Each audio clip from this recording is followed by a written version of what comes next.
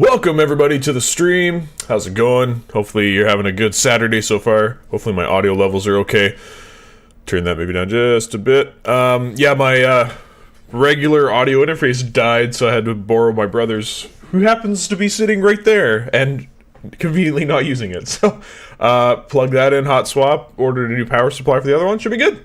And got to get rid of this blueprint debugger now, and I can move this back over. I'm just getting Unreal's all set up for everybody. Yeah, and big round of applause for Azura. She completed Expedition 33 and Platinum it, so that means she beat the hardest boss of 2025, so that's super impressive. Anyways, hey Jake, and happy Saturday, sounds all good. Nice, excellent. Yay Azura. Let's celebrate by doing a kickflip. Yeah, I think Expedition 33 looks pretty fun. I will play it, but I don't want to commit to a game right now because I want to focus on getting Tarkov ready, which is looking pretty decent. I will show it off on stream today. There's obviously a bunch of bugs in it still, but I'll show off like what I've done. It's taken a long time to get to where I've been because there's obviously like I didn't know how to do the system at first, so I had to basically do trial and error, and then as I built the system I realized that I could optimize it in one place or the other, so then I would have to do that. So I spent the last week basically re-optimizing it. I was like swapping stuff out, making new functions, and then swapping out the old logic, blah blah blah blah. So yeah, long story short, it was a it's been a grind. So I got the basic drag and drop swaparino logic done for that. So yeah, then I'm gonna be working on the key items and stuff next. But yeah, I can show you guys that later. Long story short, Mark says, dual barrel roll. Give her a moo. I order a moo from last week. I think it was last week. Yeah, I think it was last week.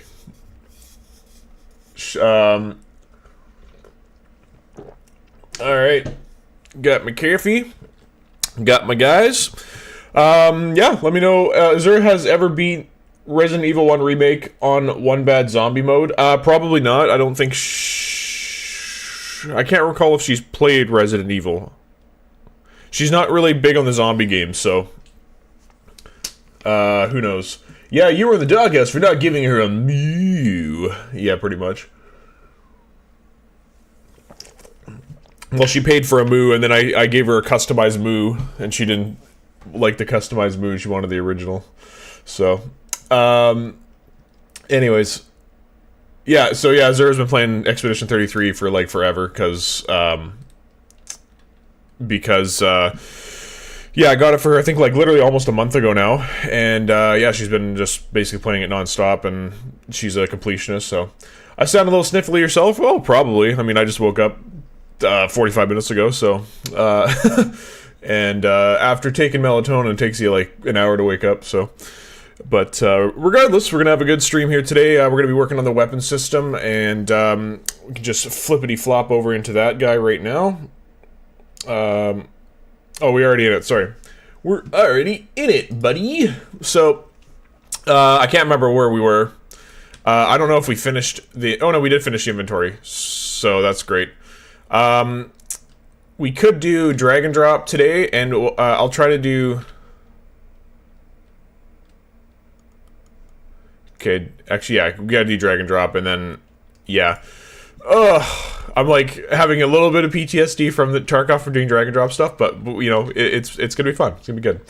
Does melatonin actually work? It does. Azura says it doesn't work for her. It works really good for me. And there's actually quite a bit of health benefits for taking melatonin because obviously as you get older, I know some of my audience is older than me even, and I'm old. Yeah, your melatonin. Natural melatonin that your body produces depreciates the older you get, and yeah, your body actually starts to suffer from that, so that's why you're kind of sleeping all the time, I guess.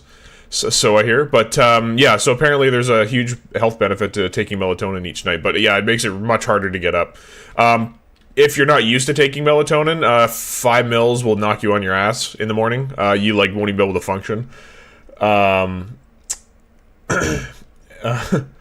Mark says, helps me too, fat man. Wouldn't take over 1 mils. I take 3 mils, and that does me pretty good, because, like, usually I'm getting 6 hours of sleep minimum, or maximum, sorry, half the time, so, it's just good for the 6 hours that I'm getting good sleep, right, so. Oh, good, that makes me ancient, yeah. Yeah, my audience is quite, is spread out between, it's usually like 19 to 24, I think, is like 30%, and then between 25 and 35 is actually pretty high. I think it's around a 30 something, 35, 40% as well, and then what's above that, 36 to 48 or whatever it is, or 50, whatever it says, there's a good chunk in there too. But yeah, it's crazy. TG, you should do complex military AI. Oh, yeah. Somebody read the request a system page. Actually, it's not on there, but if you guys are watching and you want to request a system to make in future streams, just visit the QR code on screen or the link in the description below. We will, yeah, so this is, I'm working on basically 5 systems kind of combined into one that all kind of are working off each other. So we started by making a inventory. We made an inventory system, and then we made the UI for it. I see that I have all of these bunching up again. That's interesting. It didn't do that when we first opened it. There's a bug we got. Okay, that's interesting. So Stackerino when we reopen. Copy that.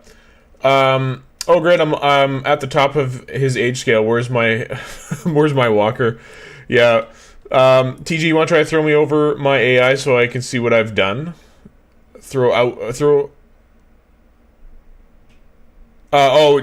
just for me to look at it? I mean, yeah, if you want.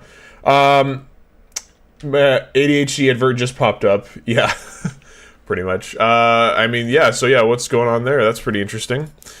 We'll do the inventory screen, or it would be the grid, probably. And the HUD class. Screen, grid, and the HUD class, and we'll bring those over.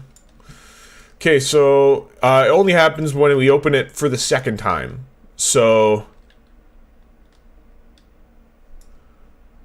other inventory menu, player inventory, refresh inventories. Let's look at this. And then we got the refresh. This might be, I did this the other day on Tarkov, and it actually worked really well. I stopped using gameplay tags because inheritance didn't really work, but for HUD stuff, works really well. So,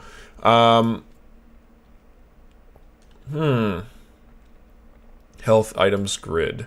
Because then we don't have to worry about this item type, we can just do the gameplay tag. I'm 42 if it helps. Yeah, that's what I mean. Yeah, everyone's, you know, it's fine. It's fine. We're all young at heart. Anyways, complex military AI. Neo, you're funny, or Fat Man, you're funny. My AI would be so bad, it's not even funny.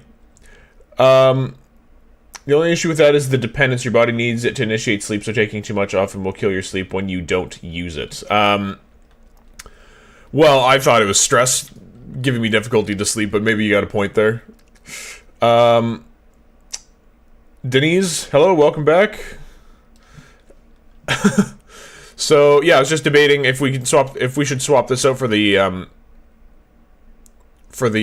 what's it called? Instead of doing item type, just get their gameplay tag, and then we can swap it through that. Weapons grid. Because the weird thing that's happening is, like, you know, works normally the first time, but the second time, it adds all the items to these ones only. That is so bizarre. Let's blueprint debug this, and let's see what the hell's going on here. So this would be maybe slot related instead, possibly. So we'll go to our item slots, and Oh, shit, I don't know which one's which. Oh, it seems like there's multiple. Oh, so, you know what? It's probably adding another slot on top. Maybe. So that's the rifle. So, you know what we're going to do? I did this in Tarkov, and it's really handy. So, I'm going to drag this back over. We'll stop simulating. We'll open the inventory slot. And we're just going to add a text. And, well, onto the overlay, I guess. Maybe not onto the overlay. I guess we don't have a choice. I don't want it to mess up the... There, okay. Actually, that's not gonna work. Okay, well, what I want to do is I want to just add... we can just do this for now and just to figure out which one's which. And, this is just gonna be... We'll go to graph. We'll go to... pre-construct, and then we'll grab that text if it's not that. Okay, we're going to set text and just add like a debug thing so we can see which one's which. Tarkov, this is going to be huge when we do the series because there's literally 70, you know, background slots, so it's impossible to know which one's which, and then when you're going to, like, do breakpoints and stuff, it's just, like, impossible to know which one's which, so, like, I did this just because it just helped. Get display name, I think is what it is. Display, yes, not sequence, this one. Get display name, and the object is going to be self, and then we're going to plug that the string into the text, and then that's just going to export, or print the... actual name of the objects. Holy crap, that just like ruined everything. So,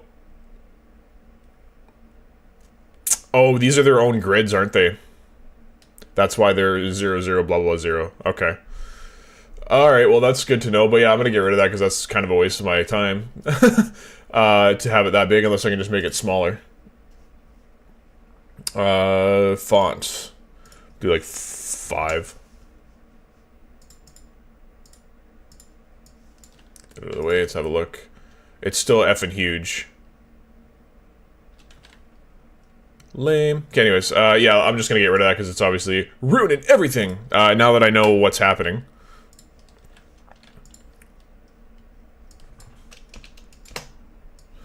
It's the individual grids, so that's where our issue is. Okay, so we come in. Is item slot widgets valid? Let's just throw a breakpoint on this, and we'll debug it. So hit play, we'll open our thing, we'll skip this, because we know it works the first time. What the frick? How did this get all messed up now?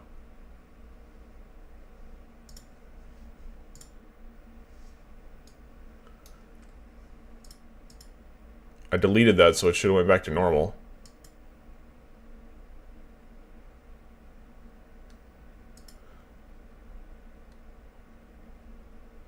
And the scale box is not doing its thing here.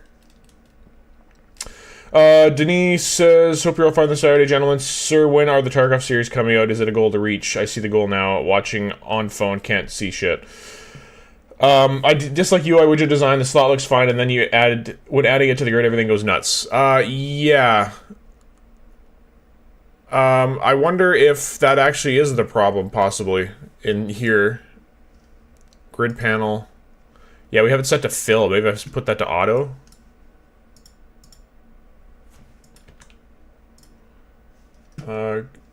Where's my mouse? There it is.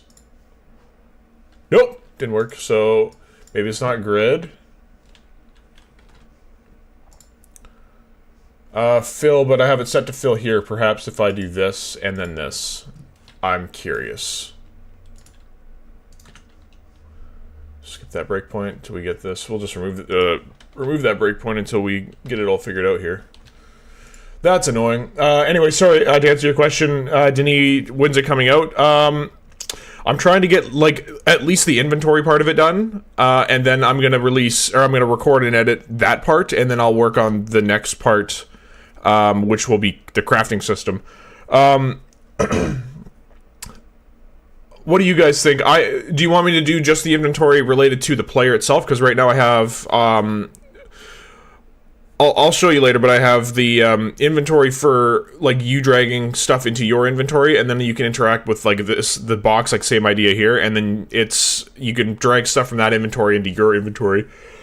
And then I'm gonna obviously, like, you know, if you have a pistol or a rifle in your backpack, you can drag that into the key slot, and then it's, you know, equips it and all that kind of stuff. But yeah, so once I get that done, I can do that part.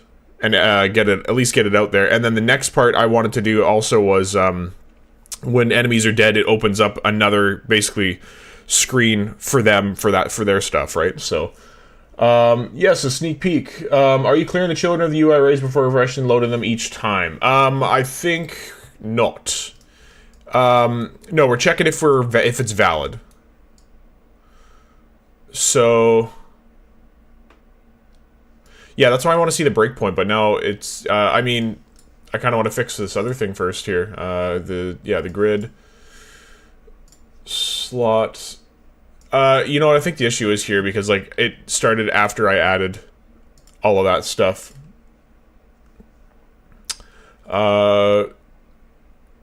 Screen size, where's the item image?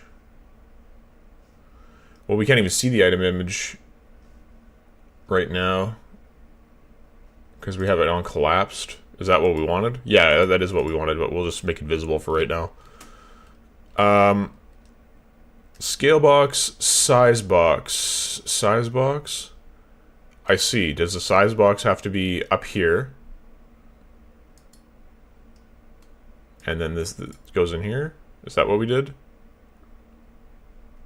Item button, scale box. Not hit testable. That's visible, which is what we want. Not hit testable. This is set to collapse again. Oh, because it's right, because it's, what's it called? On pre-construct. So that looks fine to me. There we go. Fixed, everybody. Okay, now let's put a breakpoint on this grid. We'll do the melee grid because that's specifically where it happens. It doesn't happen on the other one, which is interesting as well. Okay, open it again. There we go. So we're checking to see if this is valid, which it is, because it only has one slot. So this will be true. Here we go. Step over. F10. I'll remember that. Okay, and then we're getting our items. So okay, so that's the issues. We have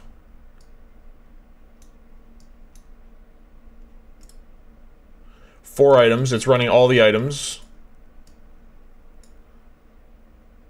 I see. Grid take item. I can't remember what that function does.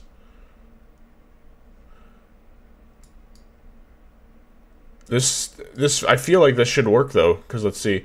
We get all the items, we get the current index, and we set the current item as this, right? Checking if the data set, what's this do? Oh yeah, we check and make sure we can actually accept the item type. I want to see what happens when we do that, because that might be the issue here. And then how do we go into a step into F11? Okay. Take item. Okay, so this doesn't accept this item. So this what item is this? Large weapon. So it's yeah, makes sense. Which is funny because it still shows up in this one anyway, hey. So found no. Current index is 0.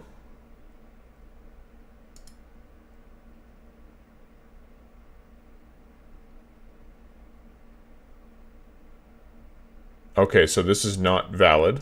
Or is this... No, this would be valid, because that is what this is, right? It is valid. Okay, yeah. So it's getting the index of 0, which is not even the thing that's in here. And then we're refreshing the slot. So... current index is 0. So a little bit of things that aren't working here. So this will be valid. Set the slot by texture.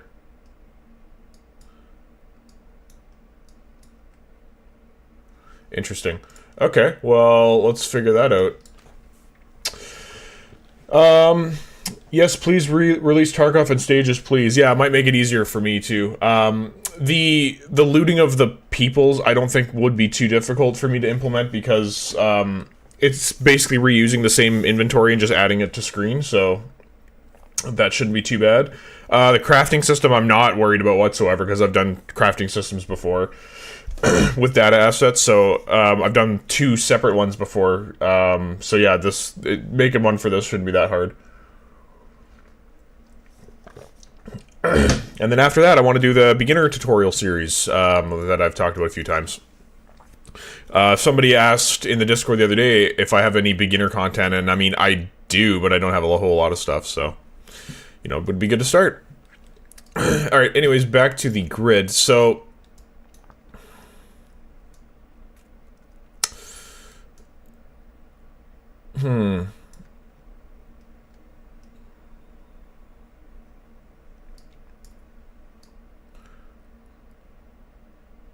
okay, this is what's doing it, actually. This line right here is what's doing it. If it's not valid, we should not do anything, I think.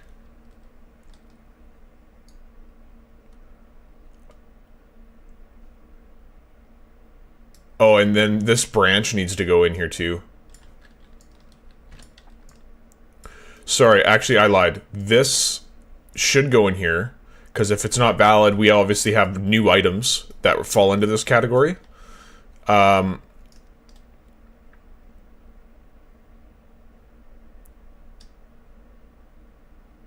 Yeah, so that branch probably is going to solve our problem.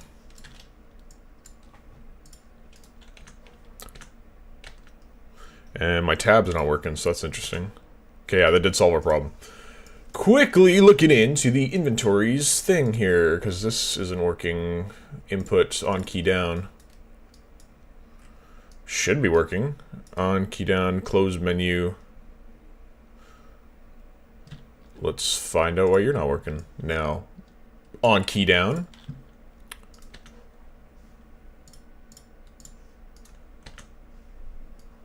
Oh, now, see, now that I'm watching it, it works. Fucking unreal. Shit, the boss is watching. Let's work.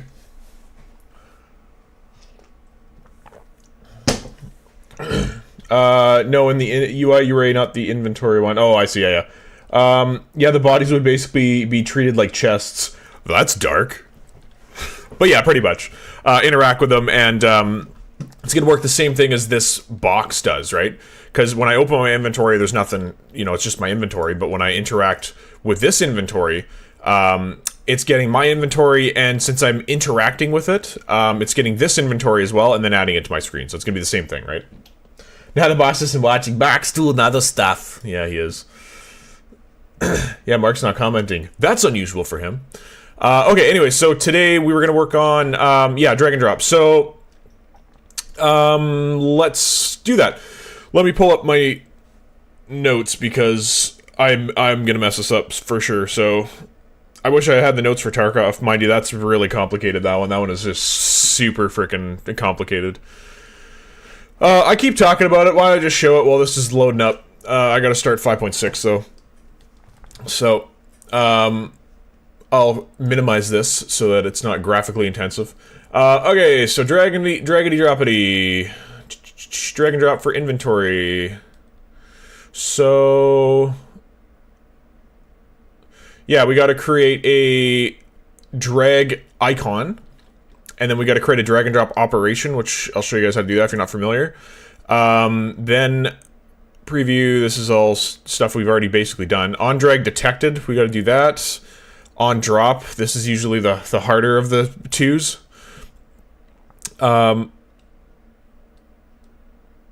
Unless, yeah, because then you gotta do a whole swap-a-rooney and stuff like that, right? So, on drop, on drop, on drop.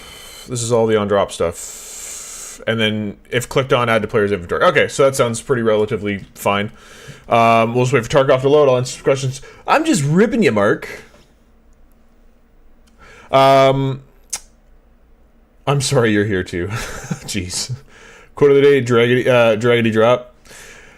You sure it's not Swaparino? Hey, old Swaparino neighborino. Too late. The damage is done, and I'm falling into the river as we speak. Are you doing a river float?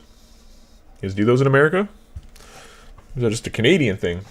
You just jump on a river and drink beer and just see where the river takes you. All right, Turkoff. So yeah, obviously do keep in mind that this is a work in progress. So there's lots of bugs of stuff that doesn't work that I've been trying to iron out here. Swaparino sounds like an old B movie about a road trip across the U.S. Oh yeah, it's called tubing. Yeah, except our rivers are giant. Yeah, like in BC here we have one called the Fraser River, and where I used to live, they would yeah, you jump on, and this river is like massive, like huge. It's the biggest source, the biggest water source river I think in I don't want to say Canada, but it's like one of the bigger ones for sure. Anyways, no, I don't open up my buggy shit. I'm just gonna showcase what's happening. All right, so we're gonna hit play. You can see it's like it's the same setup that we're doing in this series here. But yeah, open her up. Here is what we got. Interesting. It's not supposed to be that far over. Anyways, unless it's because of this.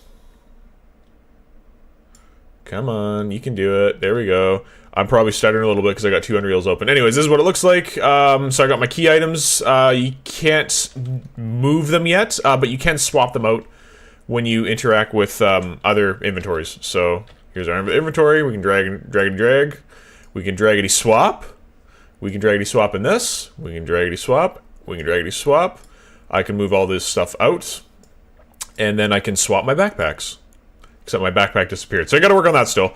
And then you can see it changed the size of the backpack, and now I can drag, or maybe I can't. Oh yeah, because I haven't really fully coded these yet, so you can't interact with other items after you've interacted with a key item. So, but yeah, so that's what I've gone here.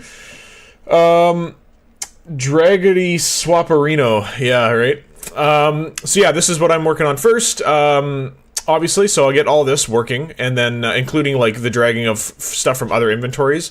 I'm also doing stuff with the game instance. So, where is it? Not UI. Probably blueprints. Honestly, wherever that went. Content, first person, blueprints. Game instance. I'm doing stuff with the game instance, such as haven't figured out how to do this yet, but it's like I said, work in progress. Random items spawning in the level based on like a pool of stuff. So in the game instance, or sorry, pardon me, in the level blueprint, you are going to set all of the different items that are available in this level, and you can tell it like how many of each item you want in the level. And then the game instance is going to, when you spawn in, grab the level instance, and I do that somewhere, or maybe I don't yet. I haven't worked on this too hard, but yeah, it's going to get the level instance. It's going to pull all the items available in the level, and then it's going to just kind of hold on to it because you can reference the game instance super easy, right? Then I'm going to try to do like a screen where you like select all of your stuff, put it into your inventory, and then change levels, because that's the thing that's not really taught too much. So our game instance is going to get our players' components, store them, and then when we load the new level, it's going to pull those out, apply those to the player, and then all the items are going to be in the components already. So that's how that's going to work. What else am I working on in here? We are working on, let's see, UI, key item slot. Yeah, just to show you, like, you know, here's the grid that I've been working on. So it's a little bit more complicated. The swap item one, is that this? Yeah, this one's took me a whole freaking half day to basically get working, and then set item position, set new coordinates. Yeah, because the way it works, everybody, like I was saying before, all of these are their own individualized widgets, and then all of the items are individualized widgets as well. And when I'm dragging over all of these, where my mouse is, so slot BG47 is running the code right now. Can we fit this item? How big is the item? And then it checks all the neighboring squares. Hey, can you guys fit this item too? And they'll say sure, and then it returns a green If we can, if I go to the edge of the grid, you'll see that it doesn't let me because there won't be any space available if I paste it here, right?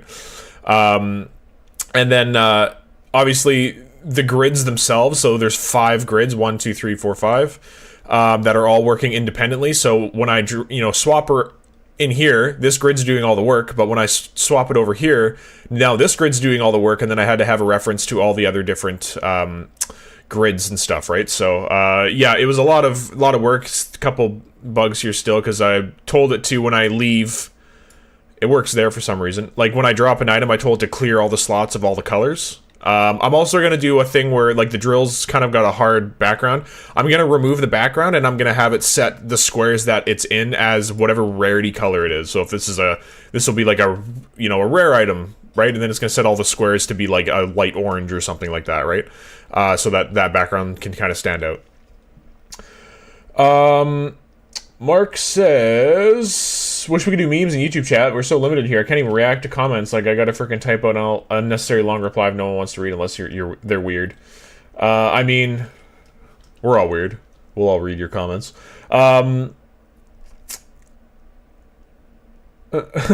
you make the game development notebook yourself? That's a great idea. Yes, that is my personalized gaming notebook.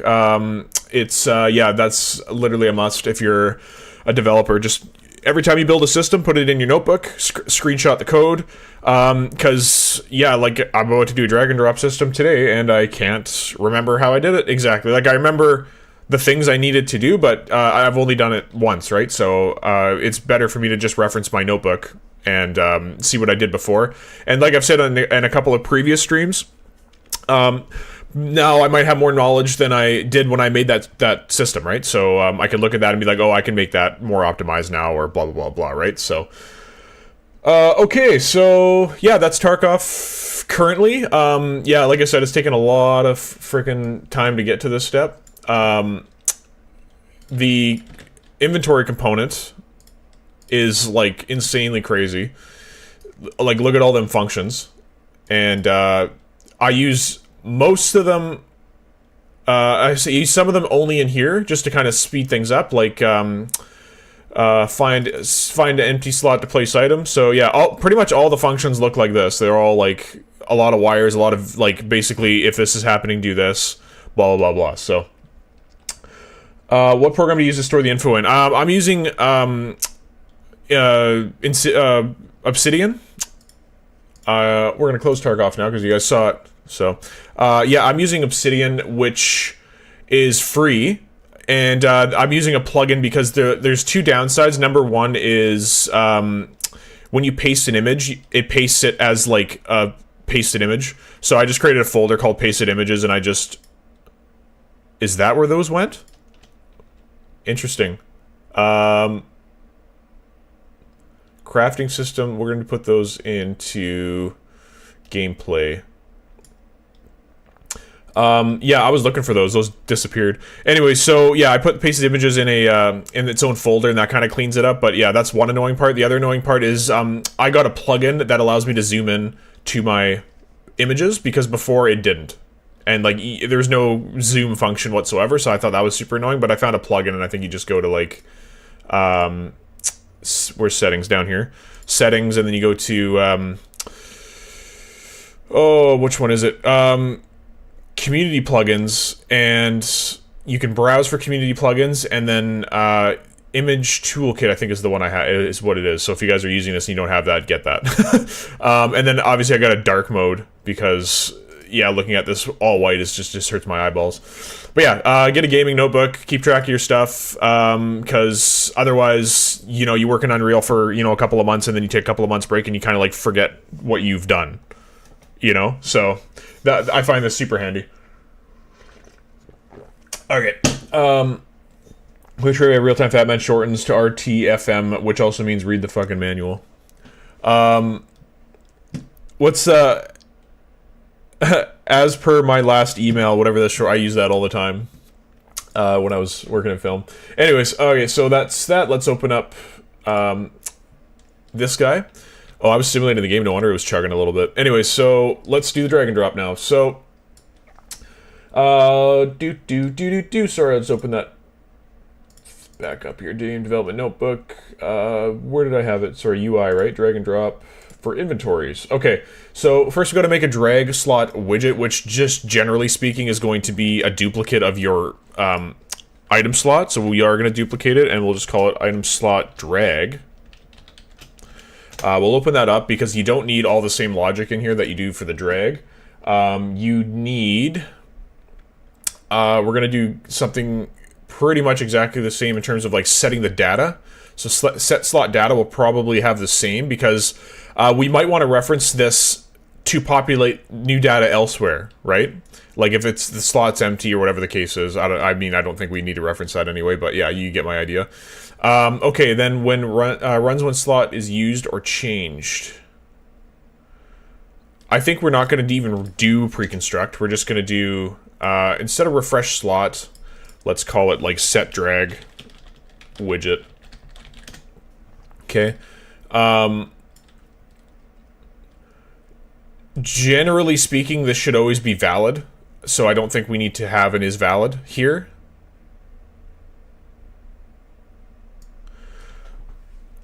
Because if it's not valid, actually, if it's not valid, then I think we just cancel the drag. We can script that somewhere else. Like when we click on a slot, like well, let's add some more slots to our thing now. And geez, I don't remember how that works here. So let's open up.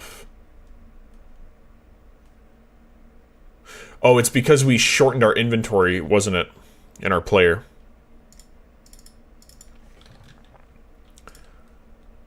Yes, we told it to add.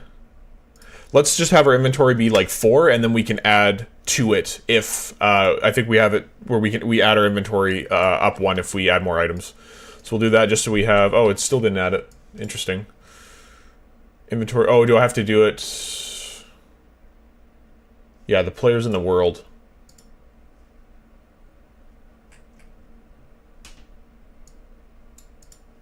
Oh, it's still the same. Whoops, that was the wrong thing to grab.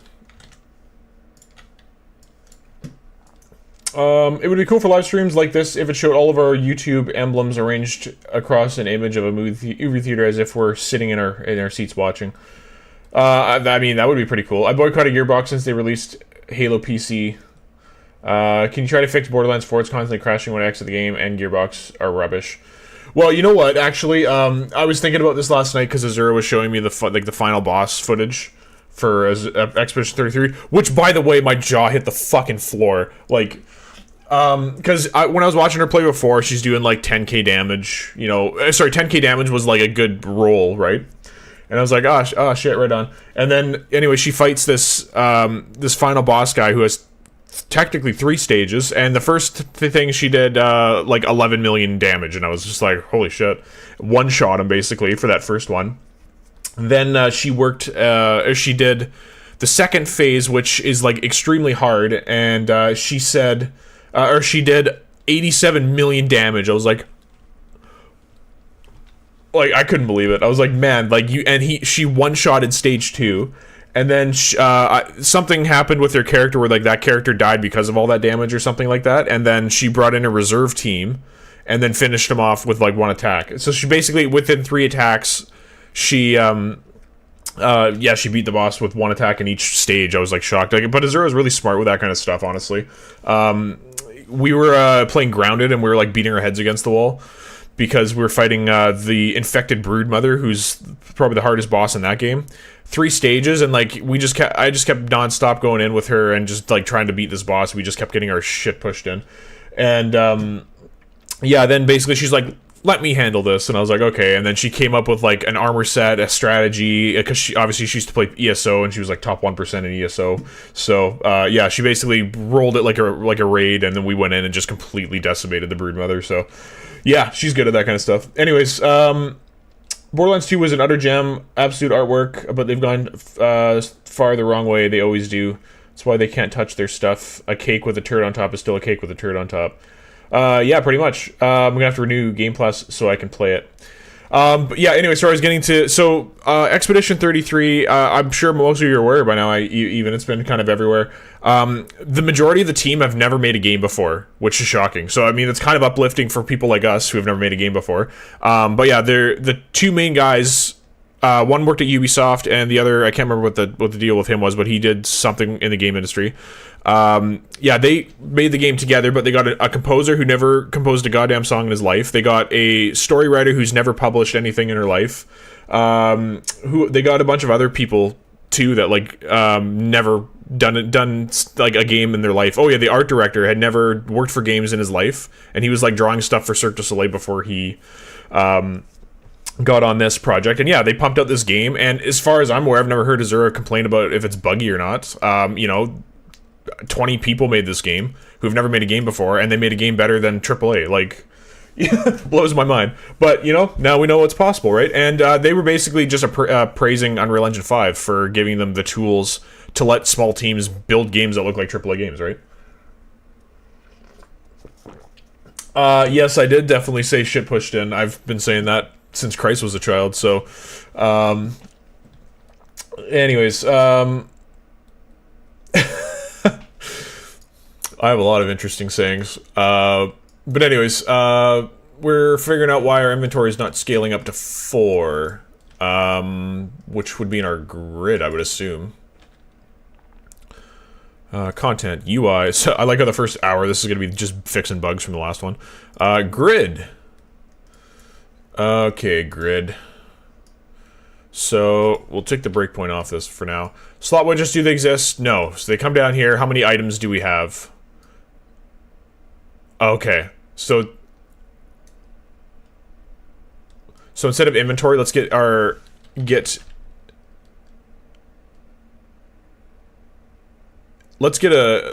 inventory size instead, and let's get rid of this for loop, and let's get a for each loop, and let's get a for loop instead. So we're going to do this as many times as our inventory is, and then we're going to get our item, and we're going to get a copy and then plug our index in here.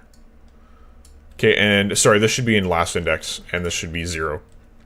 Okay, and then this will set this will set this, and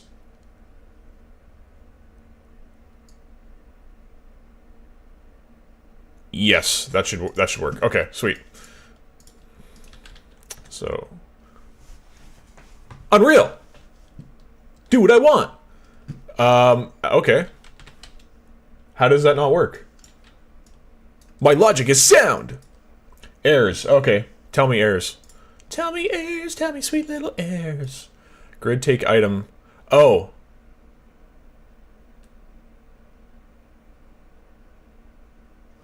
Is none included in this? Because let's add none to this. And I see that this grid takes literally nothing? Question mark? Or do I have to... I have to probably set that somewhere else. So, get rid of that. Where probably in the HUD class, I'd imagine, is where we set those.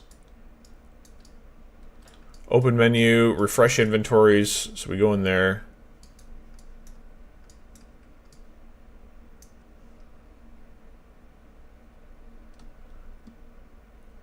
Where do we set those?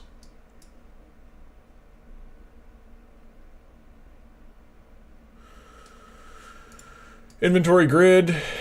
We're finding this. Grid item, I have an instance editable. Oh, where do we create the grid? In the inventory screen is where we create it. So weapons grid. Whoops.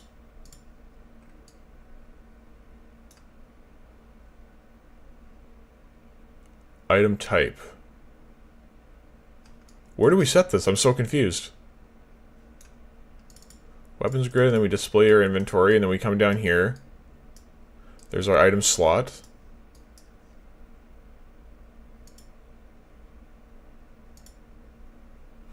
We're in the grid. We're in this. Yeah, sorry everybody, just let me give me a second. I'm just trying to think why this isn't with where the hell we set this. Where the hell they set this?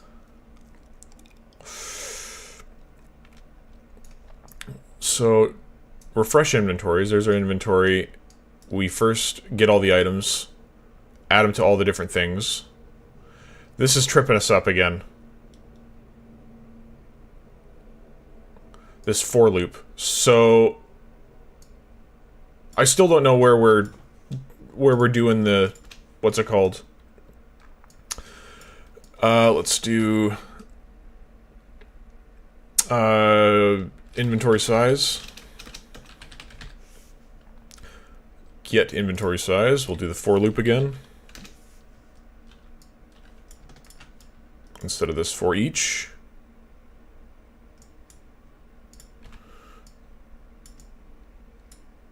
Loop body. And then we're going to get our items.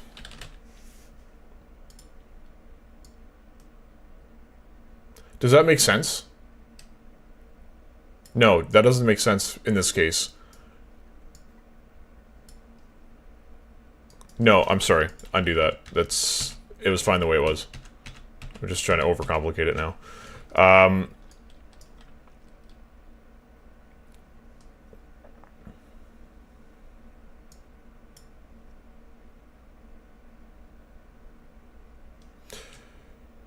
Yes, because it should create, but I didn't have none in there before. Now that I've added none, but I need to set it though. That's the thing. Oh, let's. Where's the grid? Let's find this. Find references by class member all, and then maybe it'll show me where they frickin' are.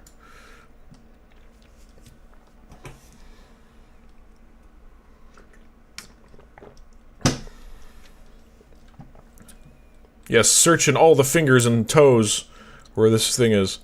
Hasn't found anything yet, hey?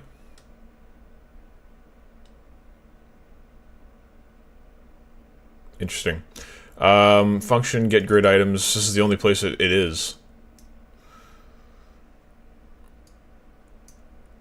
So this maybe should be exposed on spawn. When we make a grid. We're, right. Ah, you said it in the designer. My apologies. I just remember that. Grid panel. No, we want inventory screen, designer. Weapons grid. Here's where we set it. Grid items. Let's picture none's in there, and we're going to accept none, because then it's going to add an empty thing, right? So we'll do the same thing for this. And there's nothing else to add here, right? Oh, all. Which we're not adding in this, so... Okay, none, and we accept none. Okay, let's see if that works.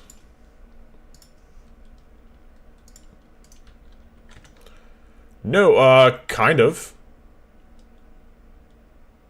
But, I mean, I wish it added it to the end of the frickin' thing, but...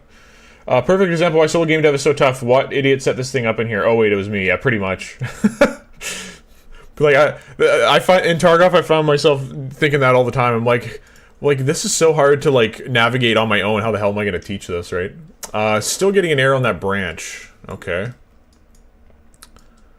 Sorry, what was the error? Access on reading item data. Oh, okay. So, that's a good point. So we'll add a is valid here. And... if it's valid, we'll check if we accept it or not. If it's not valid, we will just go out of here. And skip that branch. Okay. Maybe that's why we didn't get the other ones. No, it didn't matter. Okay. So when we come out of that branch, where are we? Event graph. Grid take item, grid found, false. Oh, yes. So... if we don't find item, let's create a widget for it.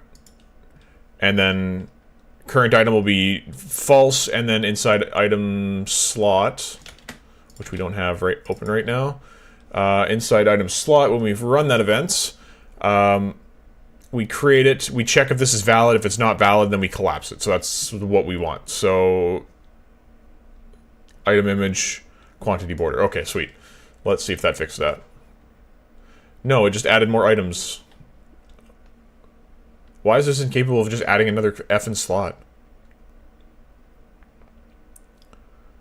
to the grid? Inventory. Like, what I'm doing seems like it would work, right? Perfect. Sorry, guy. I can't really send AI over because all of the cross references with other assets. I'll script. Yeah, sure. Sounds good. Yeah, my I need to do a UI course or AI course so goddamn bad because I'm so bad at it right now. I've done it. I did it once in one of my earlier FPS prototypes, but and I mean it was fine. I was just trying to get them to shoot at me and stuff and make it a little bit more interesting, which I succeeded at. But yeah, I can't remember how to do any of that stuff. So, and same thing with, there's no, materials I gotta get on as well. I was telling, Leroy yesterday when I was working on his, UI stuff, which looks super freaking awesome, by the way. I don't know if that's tooting my own horn, but, here, I'll just pull it up here. It is right... Showcase your work. Azura reorganized the thing yesterday, the Discord, and now I just gotta find everything in, but yeah, it looks way better than it did, hey. Showcase, I see showcase your pets. Where's showcase your work? Showcase your work, here it is. Yeah, that's what it is. Pretty freaking cool. So, yeah, I've never gone to school for interior design. Of course I haven't gone to... what guide does interior design? Except, you know. But anyways, yeah, for graphic design, never went to school for it, but I mean, I just figured it out, right? So, oh, I have a really good video idea, actually. I'll run it by you guys right now, because it's a little bit different than normally what I would do. So... yesterday I I was on my phone and an ad came up for it's like learn game design in 7 weeks or something. And you guys know how I feel about school related things. So anyways, I was intrigued. I clicked on it and I was looking at it and it was saying like, hey, the teacher, I can't remember his name right now because it's on my phone, but yeah, the teacher worked on Halo and Call of Duty, and he's been in the industry for 20 years. He worked at Respawn Entertainment, blah, blah, blah. So the guy, you know, has seen some shit. And anyways, the course itself sounded appealing. It was like 7 weeks, 2 times a week, an hour and a half, like live sessions, and then like you basically build a game from start to finish. Essentially, it was a course to teach you how to be an indie game dev from conception to like publishing. So I was like, I'm interested to see like what they offer and stuff. But there's no price on the page. That's immediate red flag. Immediate red flag. Go all the way to the bottom. You have to sign up. So I put in my fake email, fake name, all that kind of stuff. Signed up, and then you had to select a time slot for them to call you. And I was like, okay, so put my fake number in. All that stuff works because I hate giving my personal information out. Check out the updated video. I saw it this morning. It looks really good. But anyway, so yeah, this guy called me. Sorry, did you put that in showcase your work? Oh, this is Poop Kraken. That looks pretty cool. Oh, okay, he's having some issues. Test some seamless portals. I never want to think about parallax again. Yeah, pretty much. Sorry, where's your update here? And I'll finish my story in a second. I can't even help disappoint people. Did you do in showcase your work, or did you do it in like Unreal Engine? Where is it? Community game development. Yeah, I don't know how to get rid of that, but anyways, yeah, just let me know where it is because I can't remember. What graphics card do you have? I got a 4070. Bought that a couple years ago, but anyways, so thread equals look sick. Yeah. Oh, that's where it is. Okay, sorry. Right here.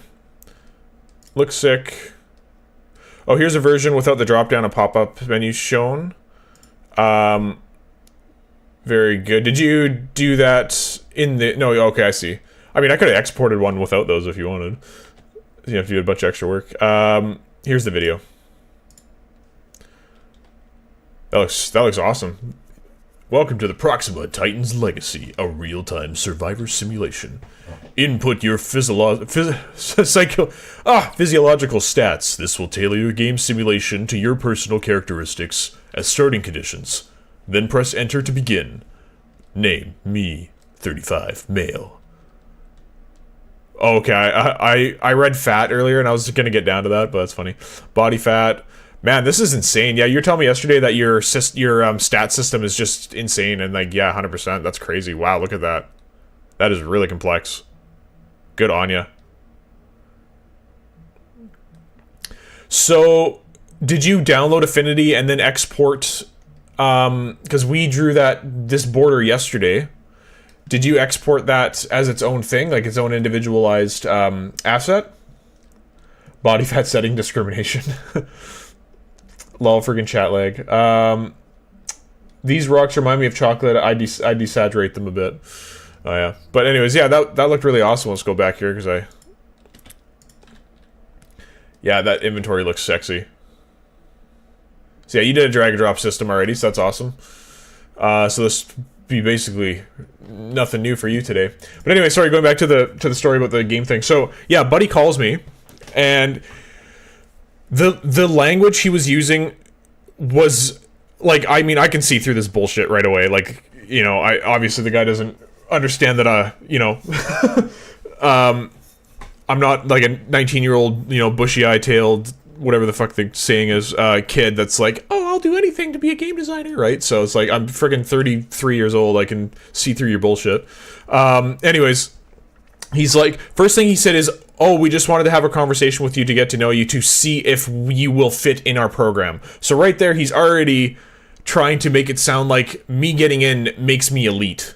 You know what I mean? So it's just like, okay, like, that pisses me off. So, yeah, then he kept talking, he kept saying, like, oh yeah, you can get one-on-one sessions with the guy, I can't remember his name. And, you know, of course I don't want, like, you know, don't want to discount what this guy's done or what he can potentially offer as, you know, in a course. But at the same time, I don't think you should be paying for it. But I'll get to that in a sec. But anyway, so yeah, he tried to make me feel like an elite, right? And he said, yeah, we're, you know, it's a 7-week course, 2 days a week, it's an hour and a half, blah, blah, blah. And he was kind of pitching the course to me, and it sounded like basically like a college course, essentially. And yeah, you work on your own projects, and you kind of learn. You can do it in either Unreal, Unity, or whatever the other one was.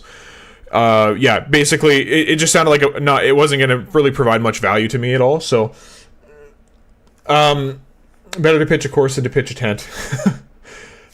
This is only a test. Do not read this on stream, or God damn it. Anyways, yeah, so then at the end of it, he's like, yeah, so, you know, I think we can find you like you know, I think you'd fit really well into the course and blah, blah, blah. And I was like, oh, I'm so glad that I'm elite enough. I didn't say that, obviously. But then I said, yeah, obviously the page leaves out how much the course costs. And he's like, oh, yeah, and then he starts to kind of like fumble his words and get like a little quiet and stuff. And I'm like, okay, this is already going to be way too expensive. And he said $2,000. And I was just like, fuck. I'm just like, yeah. He's like, is that something you think you could do? I was like, yeah, no, I don't think I can make payment plans for that. And he's like, oh, funny you mentioned that. We have payment plans. And it's just like, of course you do. And then I was like, yeah, no, it's fine. I'll pass on the course. And he's like, oh, maybe I didn't do a good enough job explaining it. Blah, blah, blah. You know, I just told him, yeah, I don't think I just don't think this course is going to offer like enough value for me to pay that kind of money and stuff. And then he switches gears and he plays the guilt card, and he's like, so you're just going to give up on your dream? And I straight up told him, I'm like, no, I'm not giving up on my dream. I just don't think this course is going to get me there. I can go and interview anybody in the games industry that I want. I just got to put the work in and hustle, right? So, you know, if I wanted to talk to people in the industry, I can just make it happen. I don't have to pay $2,000 to have access to somebody who works in the industry, you know? So yeah, anyways, he didn't really, you can tell, like, he wasn't going to break me. Like, you could tell in his voice, basically, after that, and then he's just like, oh, okay, I'm like, yeah, so, you know, thanks for your time, whatever, hey, have a good one, and then, like, I disconnected the call. And then I got to thinking, like, I wonder how many people, like, fall for this kind of shit, you know? Like, and I felt like it'd be really cool for me to make a video to be like, hey, like, don't, you know, Here's how easy it is to figure out how to become a game developer, so or whatever, right? So it's like I would probably tell this exact story in the video, and then I would be like, "Okay, I'm going to think of like the top 3 like games that I love playing." So Ghost of Tsushima for me is one of those.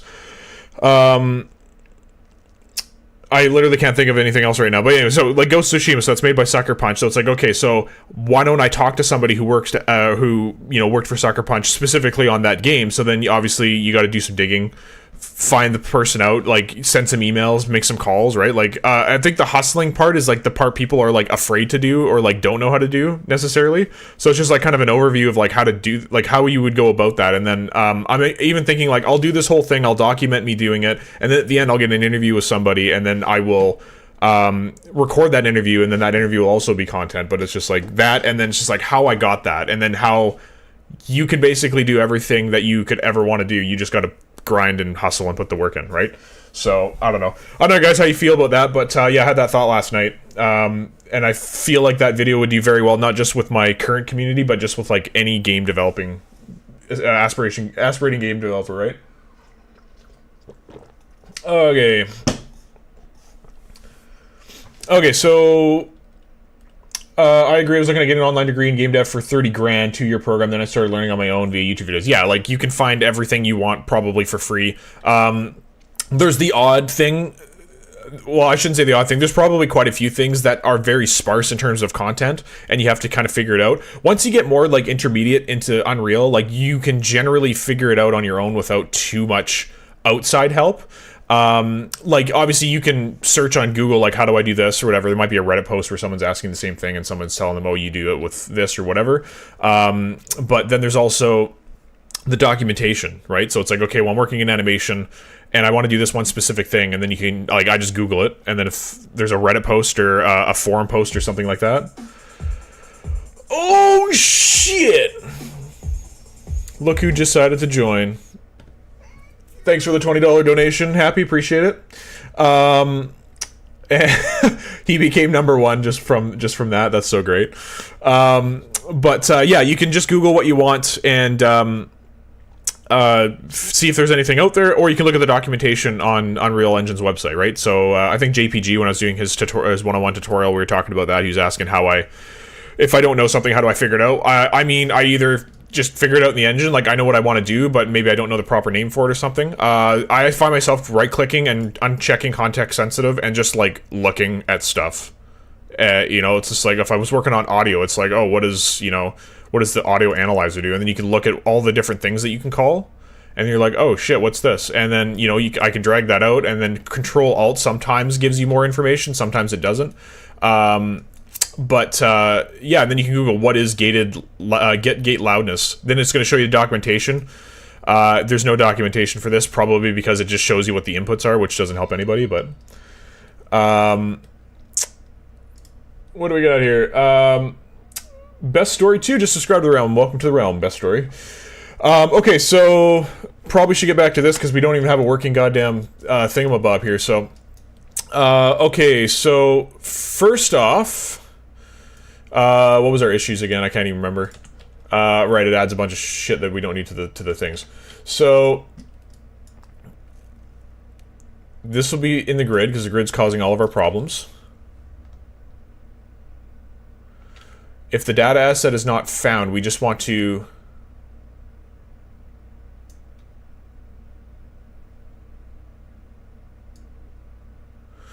maybe we do this. We create widget, and we'll undo this, and this will also be a widget item slot. We're not going to plug item in.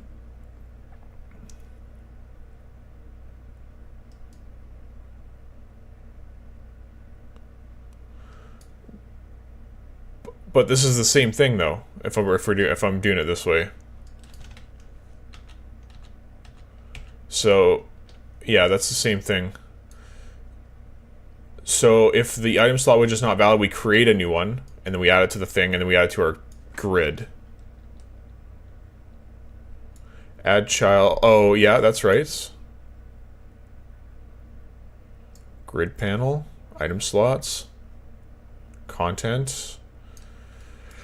I'm so confused because this should just work. Like, the logic makes sense, doesn't it? Or am I just seeing an obvious error? Or missing an obvious error, sorry. God damn it. One of those things where you gotta put a breakpoint on the HUD class because it doesn't exist yet.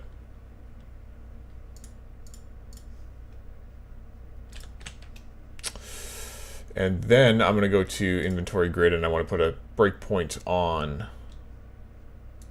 So this is when it creates it for the first time.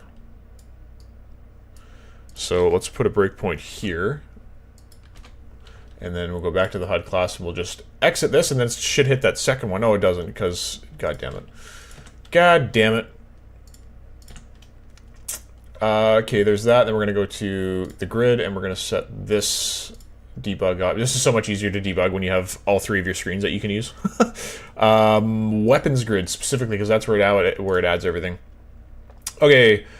Water check. Everyone stay hydrated. Thank you. Because I don't. I just drink lots of coffee and then feel like garbage and then go, why do I feel like garbage?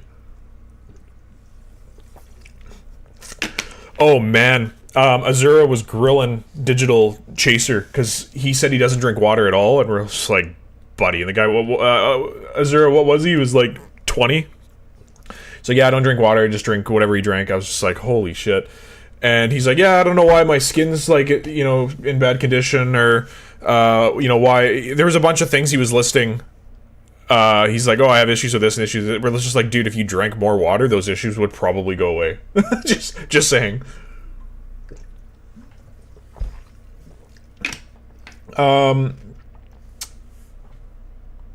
Mark, I might use your frying pan in my game as a hat. Yeah, that Brock meme is just so good.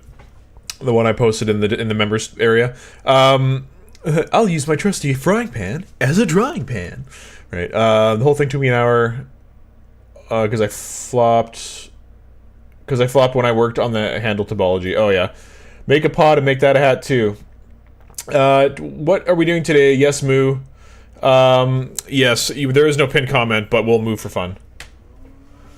So, anyways, I don't like water. It tastes like ass. To be honest, if you live in, like, I went to Florida one time. The water there is fucking gross. Like, it's so gross. Like, the water in the, like, the toilet was, like, yellow. Like, just the standard water. Like, not even just I peed in it. Yeah, so, the water in Canada, to be honest, does not taste that bad. When I lived in Vancouver, the water is like the purest thing I've ever drank in my goddamn life. It's like right off the mountain, right into a reservoir. Like, it was so good. And, yeah, but then when you moved away, to, like, you know, the interior or something like that, there is a taste to the water. It still tastes, like, I'm used to the water where I live now, but, excuse me. Yeah, I can still drink it out of the tap. It doesn't taste as bad anymore. But yeah, I went to Florida and like the water tasted so goddamn bad out of the tap that I was willing to pay $9 for a bottle of Voss water in my hotel. Like, it was so bad. So yeah, I don't blame you if you say the water tastes like ass, but I mean, yeah, you can get filter, I'm sure, for your water. I don't know how long that would last. Happy, I know what you were just baiting me to giving $20.01. I mean, that'd be super generous of you, Mark. I mean, I'll get out of my chair and moo and try to fucking, you know, take out my screen with my horns if you do that. Anyways, the Happy Everything Guy, moo, this is the third stream on an inventory system. Yeah, we're trying to fix the inventory stuff on screen. Then eventually I will get to the drag and drop stuff. So, okay, I assumed, but wanted a moo. Moo didn't come through. Moo didn't come through? I heard it on my outs. Standby. Oh, okay. It didn't come through on the desktop. Here, standby. Oh, you know why? Because I have to change my output to the headphones, and now it should probably come through. Let's see here. No, that didn't come through still. Why is my desktop audio not coming through? It says default. Oh, you know why? Because I changed the interface like I told you guys at the beginning of the stream. Speakers, Scarlet, blah, blah, blah. No! Moo. There we go. Deal. Now I gotta get out of my chair. I gotta move my lights. Didn't hear the thing come through. Thank you! But thanks for the $20 donation, Mark. Now I gotta get out. You guys can see my Yoshi pajamas. Like, alright. We didn't hear the moo. You didn't hear the moo again? Stole the #1 spot again. Yeah, Mark. Mark's keen on being #1. I believe that's a condition. It's called, like, narcissism? I don't know, something like that. Anyways. Somebody click it. Oh, I'm dying. Yeah. See my Yoshi pajamas and all that kind of stuff. Alright, anyways, let's get back to this. So, because I'm going to get off at 2 because Zer and I are going to spend some time together today. It's going to be great. Okay, so we got our for loop. Why the hell is this not working? So inventory size should be 4. The first index can't be... You know what we got to do? We got to minus that by 1 as well. So I'll just remember to do that after. So, anyways, what's this? The rifle, okay. So we're going to get the rifle. We're going to get the current index for that, which is 0. Does the oh yeah, the current index is being used down there. This is grid take item. So let's see what we get here. Grid takes the item. So we're going to go true. Oh, holy crap. It's just so obvious. It's just so obvious. If the grid doesn't take the item, then, yeah, we shouldn't do anything, but... Okay, well, first off, let's -1 here. Because we only want the 4 items, right? Okay, so if we found an item that we actually use, or the thing doesn't exist, actually, that's probably the...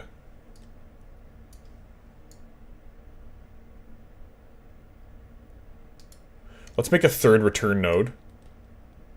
Actually, that won't make a difference.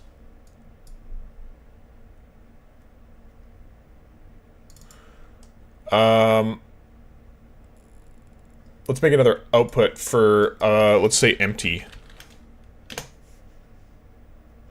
And we'll drag this... Pardon me. Yeah, so we'll do another return node. And then we'll check empty. So it's either got no data in it, meaning it's empty, or it's got data in it, but it's not the right kind. And then we have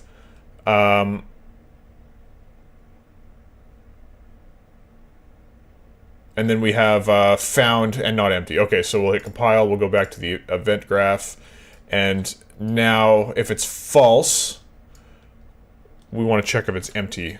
And if it's empty,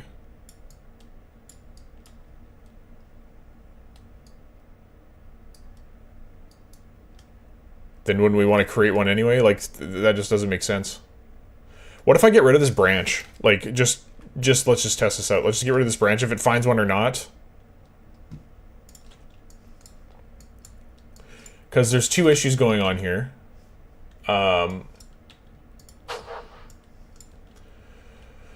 Okay, so now it just adds all the items.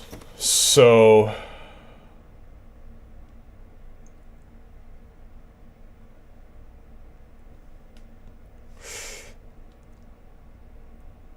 Photoshop some cow horns. Yeah, you can watch it later, but,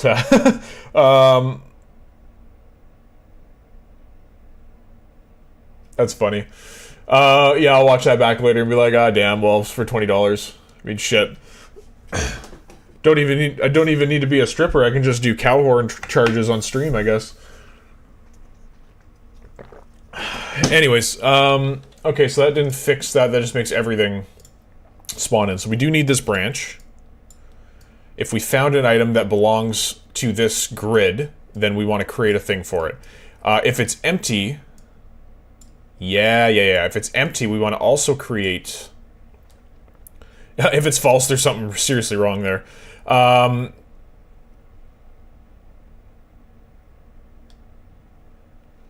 yeah, false goes into here, right? Okay, yeah, so then if it's... Let's just separate these and I'll add a comment here. We'll just say grid accepts item. And then this one is... I actually started doing this. I actually really like this. And this just says slot is empty. I like putting them above the branches. just so you can look at the branch and be like, oh, okay, that's what we're doing, so you have to like go back, especially if you have like a complex like condition. How are you able to see the flow of the blueprint connections? Oh, that was a print. That was a breakpoints, which I'm going to do in a second here. So I'll show you again. I'm just popping by today. Just just time difference. If it helps others on my variables, I use the name something zero base to help see in other places where I need to +1 on my variables. Something 0 and then based. What's up to all the Discord crew? Welcome, welcome. So, let's see. So yeah, you're talking about the, this is the fun dimension. Welcome to the stream, by the way. I haven't seen you around. Hopefully, you're gonna stay and learn some shit today with me. So, yeah, so, this is breakpoints, which is what's happening right now, actually. So let's go to, this is the weapons grid. And now I'll continue on that thing here. So you're talking about this. Or is it all done? Yeah, I gotta start it over.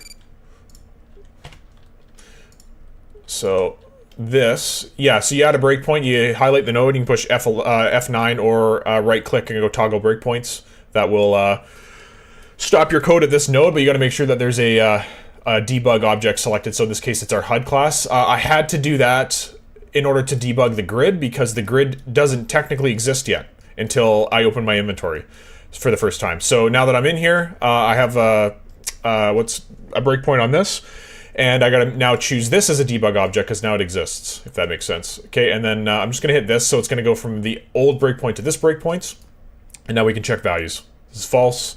Inventory has data in it, right? You want to check that kind of stuff. This has no data in it, so this is the struct. It's got nothing in it, no quantity, whatever.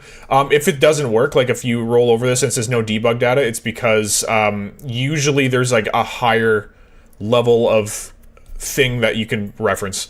So, you know, if current item didn't work or whatever, I would go up the chain and go to the items, and then it would show the data in here, right? So, okay, what's good at the fun dimension? And arrays zero based, why something zero break is so useful. I know I'm dealing with 1 based to -1 first. Oh, I see, okay. Yeah, anyways, this, we're just trying to get it to add extra slots and not add a bunch of extra items. Oh, I see, I gotta plug this in here instead. Okay, so if we found something, we're gonna create item. If we didn't find something, we're gonna check if it's empty. If it's not, we're gonna do nothing. If it is empty, we're gonna create a new slot and add it to the thing. Okay, let's compile, let's test it out. I'm gonna remove the breakpoints, or disable the breakpoint for now, just because I don't want to deal with that yet. Okay, so it's still not adding extra things. That's super frustrating. Or is it? And just not adding them, it's like, I don't know. I don't know why they're stacking on top. You know why? I think maybe because we have an overlay on our grid. Oh, we don't. We have a border and a scroll box and a grid panel, so they shouldn't be stacking at all. In the inventory screen, we have a canvas panel, we have a border, we have a horizontal box with the weapons grid in it.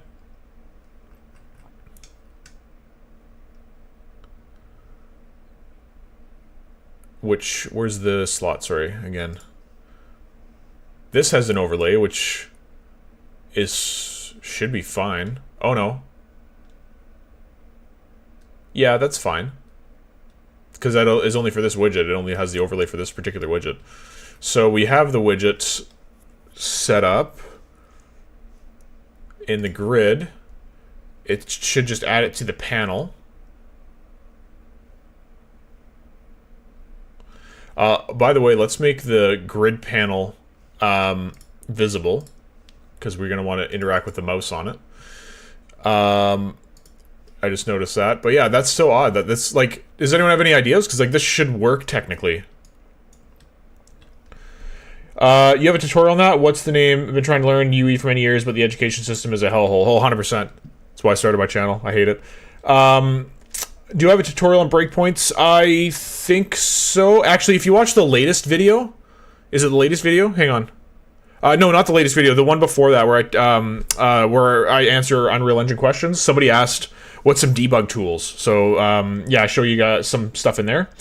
So check that out. And then I have another one that's like how to debug your game or something like that. It's a beginner tutorial. You can check that out if you want. If someone in the chat is able to find that video, moderator-wise, that would be super awesome. Just throw that in the chat there. Okay, so your sound is cutting out now and again. Is it now? All right, yeah, what's it called? I have a new interface right now, or I'm using my brother's interface because my original one shit the bed. So yeah, I'm just waiting for a new power supply for that. Okay, so sorry, I'm just looking at these.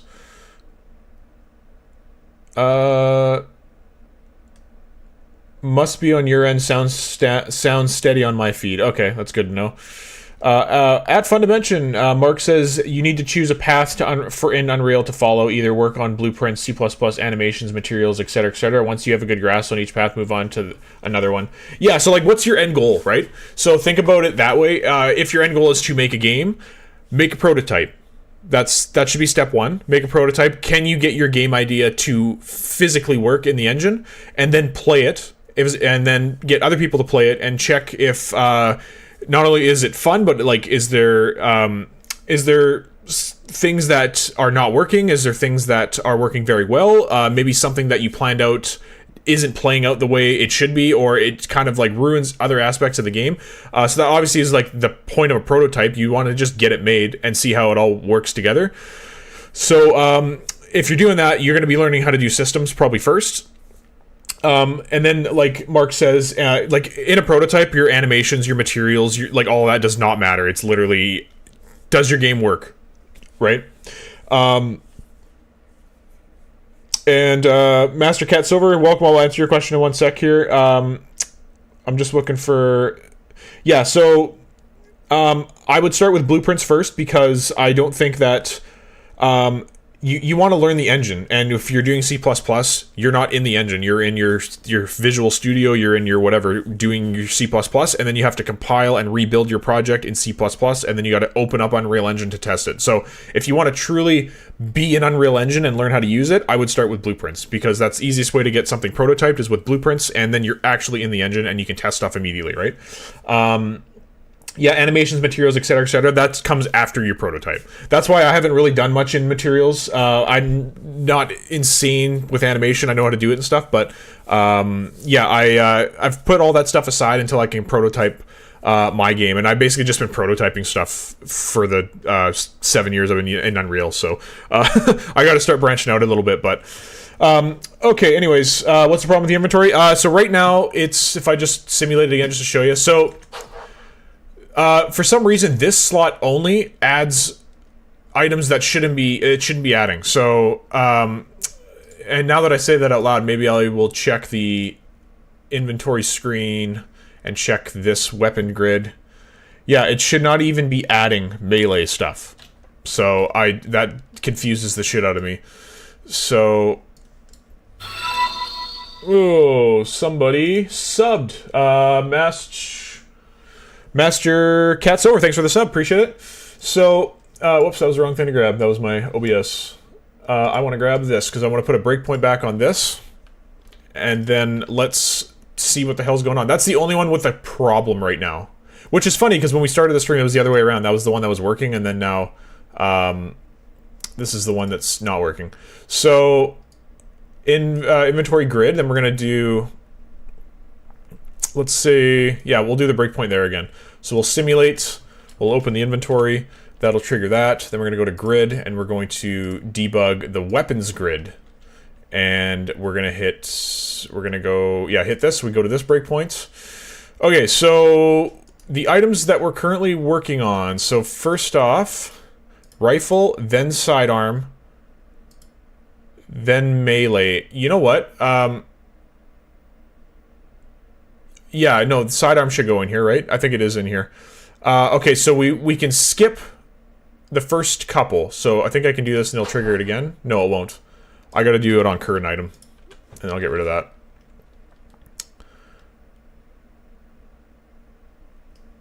Actually, that should have triggered again. That's really confusing.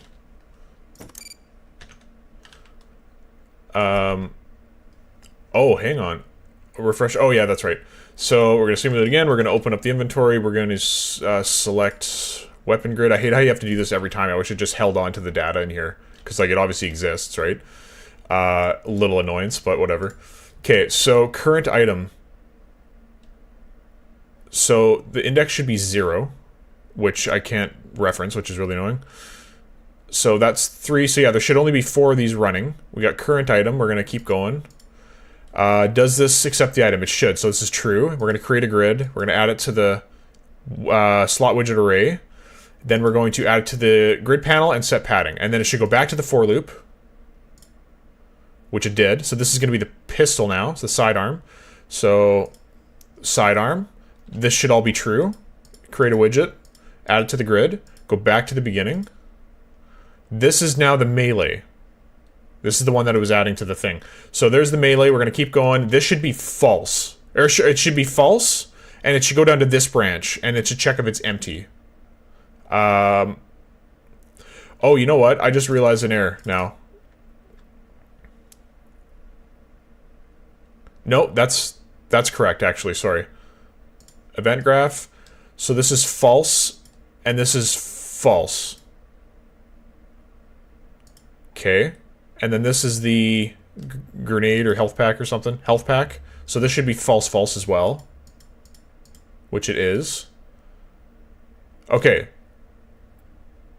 So why then does it add it to, like, add another item? Because that's working as intended.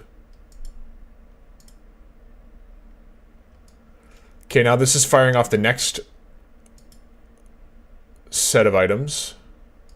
And this is going to go down what? Oh. You know what? This, what I was saying earlier with the gameplay tags, I think that's going to solve our problems. Because it's pulling the items again, and the first item is the weapon, is the weapons, right? And then it's going to run the weapon grid again.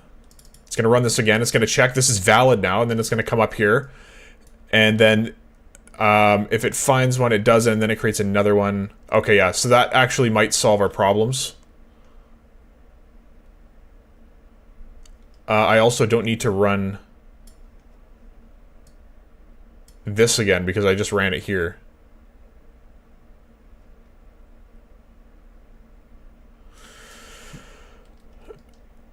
Congratulations on TG doing lives when 70% of YouTubers only do pre-recorded works first times non. Oh, dude, that shit drives me crazy. You know, here's a 10-minute video on how to do, like, there was one I watched for the flotation system, or the what's it called, the buoyancy system in Unreal Engine. So they're like, oh yeah, all you do is, like, you know, enable the water plugin and draw some water, and then you enable the buoyancy plugin or some bullshit. And then he did like 3 things.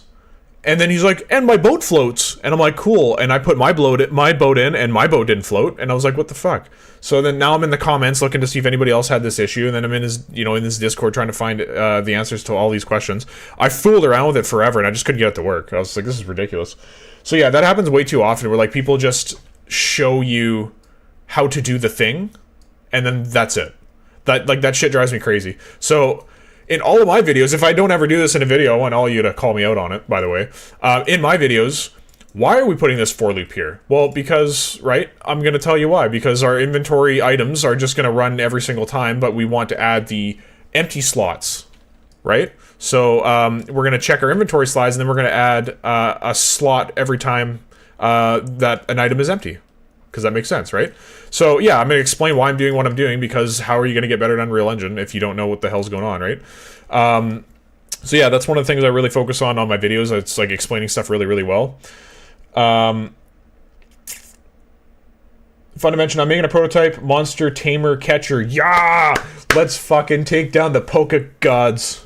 And let's release some good shit in the Pokemon taming, or sorry, the monster taming capture genre. Let's fucking go. Anyways, follow too many tutorials. I have a battling widget and a blueprint working, but I have to learn how to make it work on VR.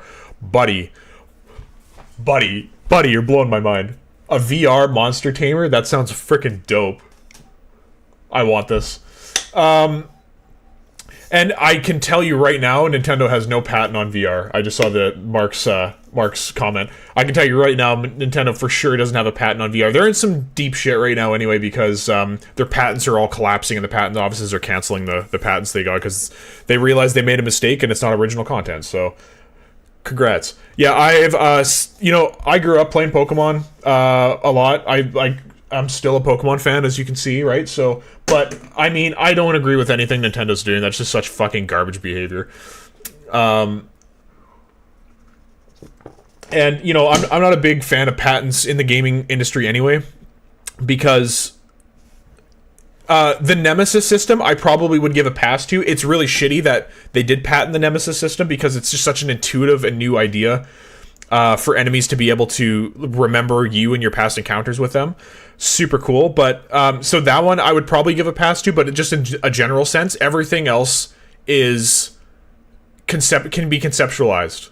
Do you know what I mean? Like, in terms of software, it's like, I want to do this thing, and then you just figure out how to do it, right? So I don't necessarily think a lot of the stuff, especially like, oh, their latest patent, just like, how did that even pass? It's like, oh, you send a monster out and have it run and fight another. How was that, like, how did anybody, even in the patent office, not realize, like, this can be conceptualized by literally anybody, you know? Okay, so... yeah, I'm not checking the Discord on stream, Mark, because I have too many windows open already. Sorry, I'm actually giga struggling. Currently redoing all of this because I had such a problem with this. I'm a UX UI student trying to replicate CS2 settings and adding my custom tab. Yes, this is causing me some issues too. But yeah, UI, I usually have a bunch of issues. Like, obviously, I was talking about my Tarkov series that I'm developing earlier, and I showed you guys earlier on the stream. But yeah, like, I've just had a shit ton of issues with that UI. Like, it's just been nonstop. It took me a whole day to debug the swapping mechanic because it wasn't working, or it would work and then it like wouldn't work the second time, and then if I swapped with like a certain square, it didn't work. I don't know. It was just nonsense. So. So yeah, and then by first I mean first game, but not before everyone else's. I'm no hipster. Yeah, right. We love waffles. Join the Discord channel. Waffle. Thanks for taking the time to explain little things most don't. Great content. Thanks, man. Yeah, it's just like, that pisses me off. And then obviously you listen to most channels and they're just like, hey guys, I'm going to show you how to buy. And you're just like, I just want to not watch this video. It just wants to put me to sleep. And yeah, if your mic quality sucks too, it's like, I'm out. It's another thing. That's any YouTube video, honestly. If your audio quality sucks, like, bye, right? A lot of people will put up with shitty visuals, but not shitty audio. That's just fact. Okay, so Jobby, I've been programming for 10 plus years, and it's my biggest hate in training for programmers. You must be talking about they don't explain anything. My cruise ship span like a fucking pinwheel. Yeah, mine too. You must have watched the same video. I like that guy's channel in general. He's good at, he does explain things for the most part. Like, he'll explain step by step what we're doing, but he doesn't necessarily go into too much detail on what's going on. But yeah, he's one of the probably better channels out there. There's some not great ones. I'm not gonna smash anyone on stream specifically. A lot of you know the first one that comes to my brain, but yeah. Okay, anyways, yeah, the Tamer thing in VR is gonna be badass. That's exciting to see a prototype for that. I'm 8. Making fun of my Canadianness, Mark. All right. Everything guy had a technical on his side. That's funny. No day debate it. I always think about the Family Guy thing with when they meet the Canadian, Stewie and Brian going to the North Pole, and then they meet the Canadian, and their like car breaks down. He goes, oh hey. He goes, oh hey, do you have AAA? He goes, what? He goes, AAA. Oh, AAA. I just came from AAA. So good. And then he's like, oh, that's what Canadian hospitality's all about. You can take my snowmobile and you can take my leg too. So good. People will put up with shitty visuals. My game is safe. I meant YouTube videos. Come on. Okay. When it comes to Canada, the only thing South Park. I ain't your buddy, guy. I ain't your guy, friend. I ain't your friend, buddy. Yeah, good stuff. Anyways, okay, so let's get back into this. Been horsing around for too much. So we gotta get this working here. I'd just like to see a visual again, just to see what the frick's going on. So this is all stemming from, because if you notice, there's the pistols in there, and then we got our primary weapon. Those all worked as intended, correct? And then back in our, I think it was our inventory screen. Yes. This guy was screwed up because we're getting our items again for a second time because it comes back and runs this again because it's a loot body, right? Then the first thing it grabs is the weapon, right? And item type is large weapon, and then it's going to add it to the weapons grid. So this should not be a for loop at all, to be freaking honest. Or sure, no, it should be. Because it should grab the weapon first.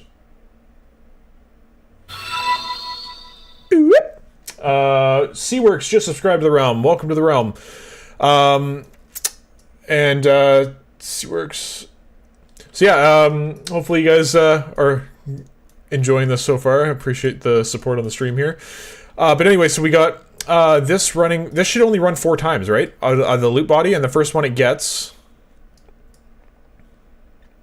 Oh.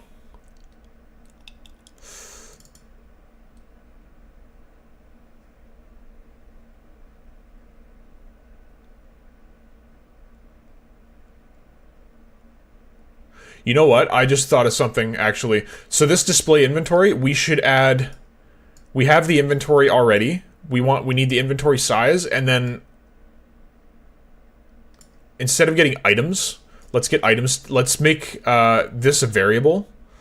So we'll delete this. Promote to variable. This will be items to add.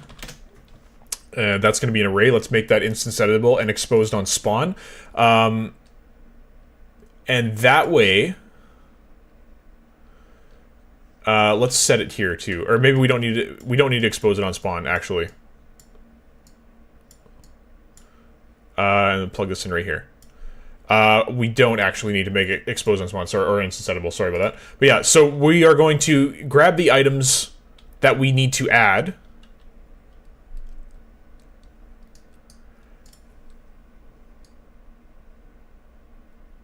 So we're, maybe this is not an array either. Maybe this is just a regular old single.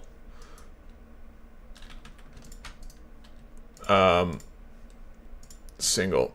Plug that in. Okay, so maybe that's a single. We need a way to add the extra slots as well. We will do this in our inventory screen. So in here, we'll do all this, and then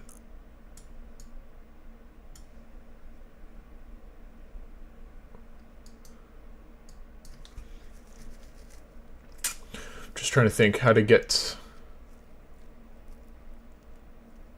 So in the player's inventory, we're storing all the items in one array, and then we separate them into their own grids.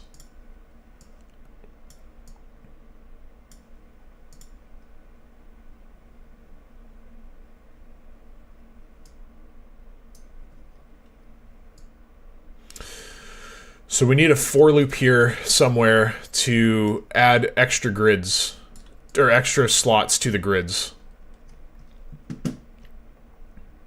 So we can stop simulating because we're doing some work here.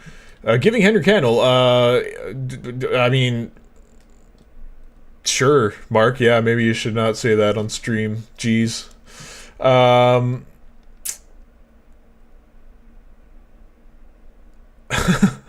Jesus. Whoops, yeah, keep your hand to yourself, Mark. Okay, so sorry, we're trying to figure out how to add extra slots now.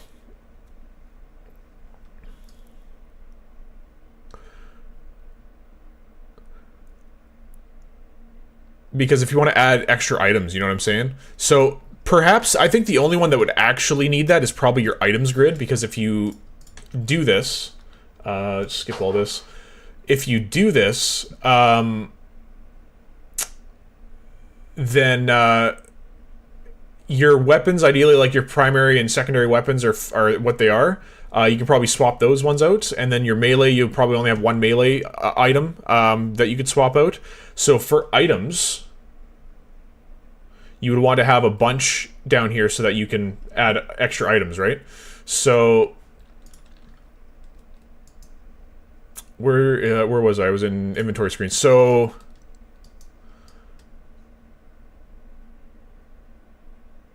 maybe after we complete, we do the for each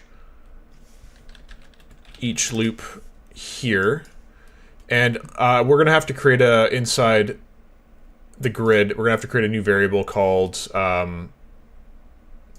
number of slots. Because we're gonna have to make this instance editable so that we can set this every time we create a new item slot, right?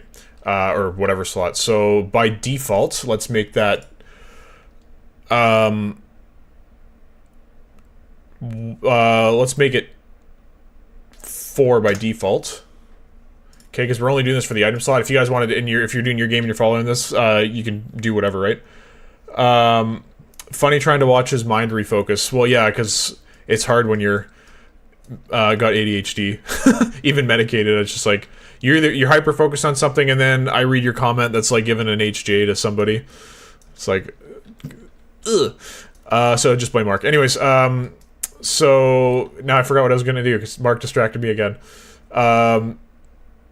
Right, so I made this instance editable number of slots. Now back in our inventory screen, we'll go to the designer. Did I make it instance editable already? No. Instance editable and exposed on spawn, or I don't think we need exposed on spawn, we just need this. So inventory screen, we're going to click on the items grid. Number of slots, there it is. The melee, probably only want 1 of those. And on the weapons grid, we only want 2 of those. Okay, so we'll hit compile. Now, inside the grid, what's array is undetermined. Oh, yeah, right, sorry, yeah, this is actually where I wanted to go. So now we do a for loop.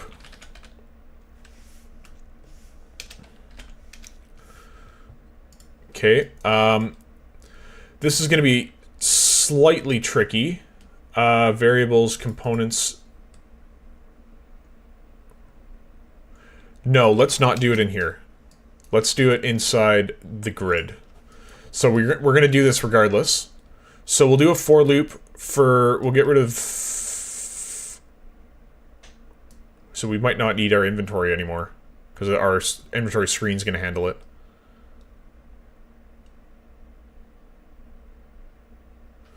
This is like a whole like retool here for this.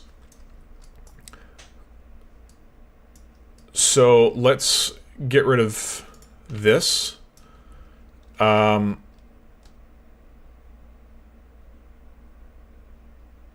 going to keep that. We're going to get rid of this. We don't need empty on this anymore.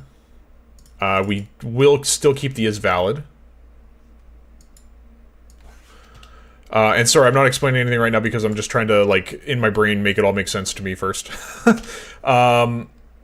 Gonna go back. So that's that, and then we're gonna create one, add it to the screen, current item. If it's valid, we'll just return it as nothing, so that's fine. Okay, so it's this we gotta deal with. I think we can't create a local variable in here because it's not a function. So maybe let's make a function then for adding adding slots to grid. We'll call it adding how many slots to add, we'll call it. Okay. I don't know what the inputs are going to be yet, but one of them is going to be the local local slots, because we want to keep track of how many slots we need to create. So if we only want 4 slots total in our grid, then we're going to see how many items that we have coming in, and then we're going to basically stop it after that many slots, right? So we actually do need items to add, I guess item to add. So every time this is triggered, let's... first we'll have to set our slots later, but we'll get our local slots and we'll minus it by 1. Okay, and then what else do we need to do?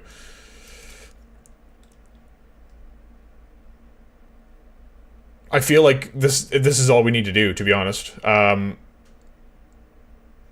So let's just say, we come in here, we got to set our local, or we got to set our, no, we don't have to set it.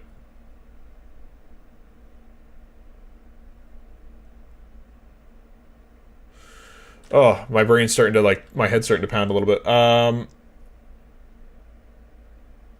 Why do people write local and full, just use local? I mean, I don't know, it's just a preference, I guess. Talking about great things from Canada, I have to throw in Bare Naked Ladies.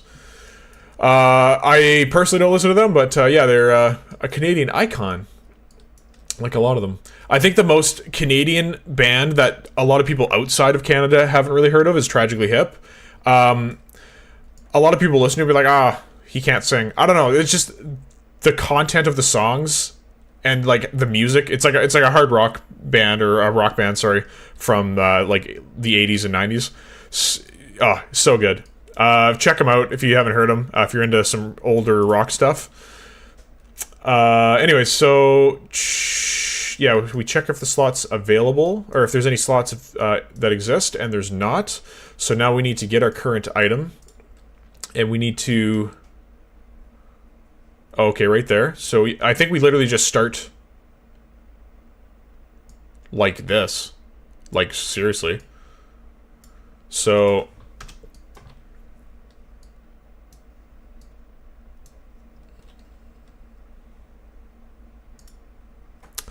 then can I minus current index? Let's make another event in here. Custom event. Add empty slots. And then we're going to get how many slots to add. This will be over here. How many empty slots to add. Then we're going to add an input for an integer. So we'll just say, or no, we don't need that here. We'll just do everything inside. So we'll get our current index, and then we'll do a for loop. So that we can plug our current index here, and then we'll start it at 1. So we don't add 0 to that, and then our loop body is just we're just gonna create stuff and do the exact same thing. That should work, I think. And then so when we open it again now, so these should be valid. Then we're gonna go up. We're getting our items. I don't think we're doing that again either. Our current index gets set here, correct? No, it doesn't. We're going to do the same thing without this for each loop. We don't need the current index. The current item is going to get set.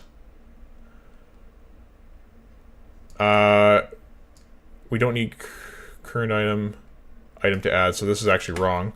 We need our item to add. See, I don't need both of these. I just need one or the other. So first I'll put that back. Item to add, we'll get rid of that. It's in use. Yes, that's fine. Okay, and then current item, we'll set that here. So hopefully you guys see what I'm doing here. So we're going to do one item at a time because that's how it's running in the inventory screen. So one item is going to come in. We're going to check if any widgets are valid. If not, we're going to check if this accepts a grid, and then if it doesn't, it's going to skip it. But that yeah, then we might not even need all of those branches either then, because if it doesn't add the item to the thing, it's going to skip it. And then we're going to create The widget, we're going to add it to our slot widgets, so we know what slots are in here, and then that'll make this work the second time it opens. The grid panel, we're going to add that widget to the grid panel and then set padding. Okay, so that's just going to happen once. And then the inventory screen will fire the next item, and then it'll come in here, and if it's a weapon, it's going to see that this is valid. It's going to check if this is... if this is a... what's it called? Yeah, it's going to check if it's the current item, so we don't want to set it here because we already set it, so we'll skip that. We're going to check if this grid can take this item, or do we want to check... See, we need to... Yeah, we do need to check and see if we have this item already. And then, do we have a stack? That's in our inventory, if it can stack, right? Do I have the inventory open? Nope. Oh, it's the same type of inventory that I've done before. So, add to inventory, blah, blah, blah. Add to slot, add to slot. Okay, yeah, so it stacks in the inventory itself, so we don't have to worry. We shouldn't have to worry about stacking. Grid, refresh slots. Yeah, current index isn't going to work anymore. Oh, this isn't going to work anymore either now then.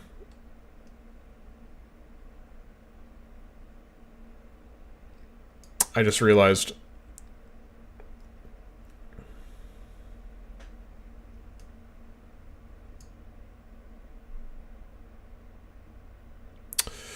There is in here, this has never worked for me, so I don't know if you guys can provide some sort of guidance on it, but column fill and row fill.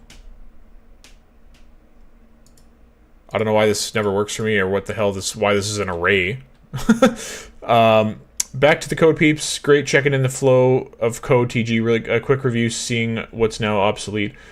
Yeah, pretty much. So sorry, Joppy, you're heading out then?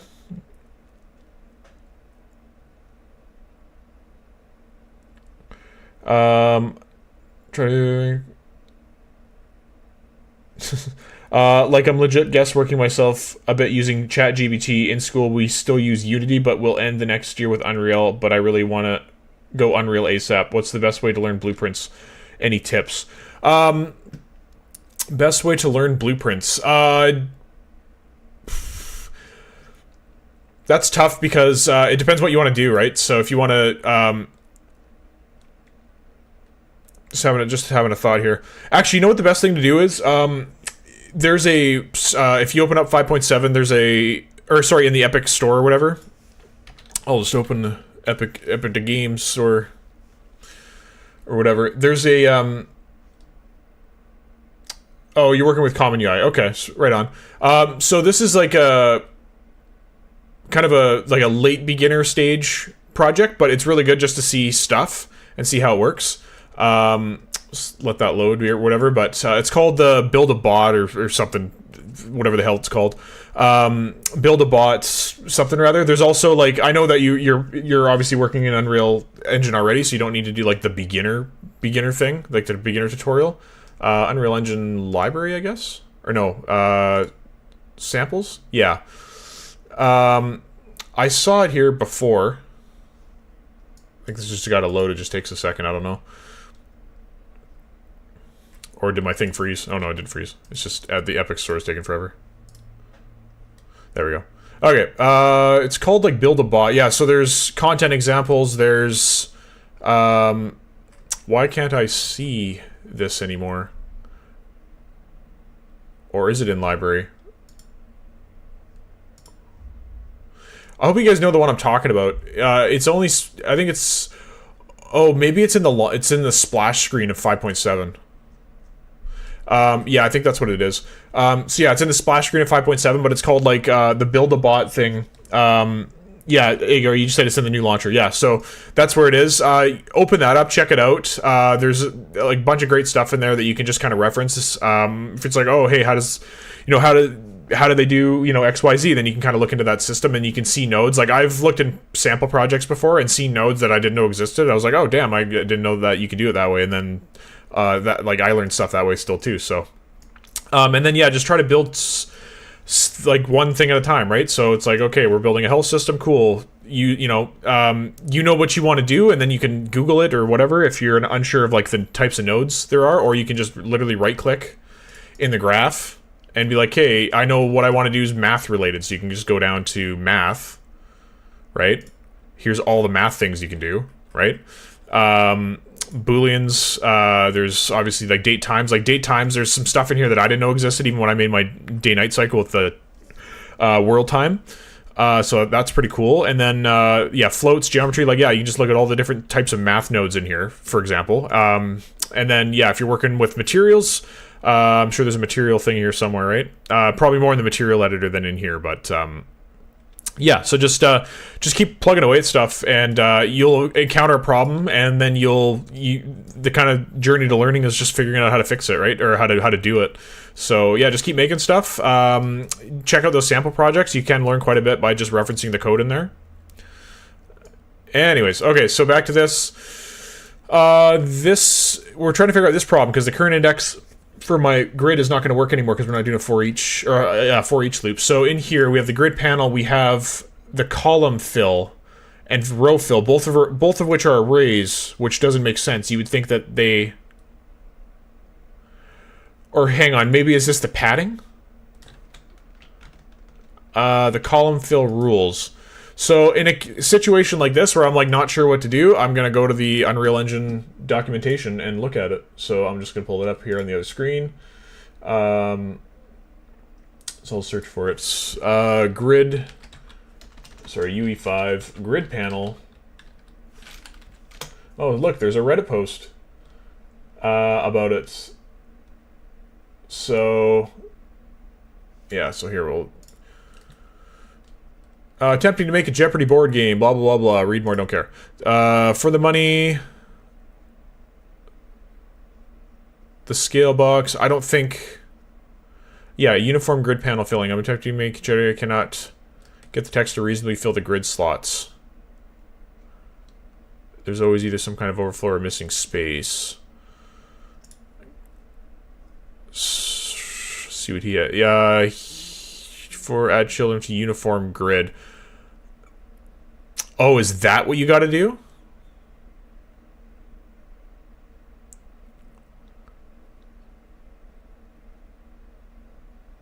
And then, sorry, and then does it like column fill rules? So yeah, does this tell you how much padding goes in between, or does this tell you? Because it's an array. Like that's the confusing part, is that it's an array. That doesn't make sense to me. We'll go back and we'll see what else we can find. Simple grid overlay. Sorry. Grid box fill rules. We'll just see what else comes up. Don't work, row fill and grid. Hey, this is exactly what I see. Someone else always has your problem. So this is in the Unreal forum. So I'm trying to dynamically set the filling, row fill. I was able to reproduce this issue. I've written up a report and I've submitted it to developers for further. Okay, so it was a bug. That's cool to know.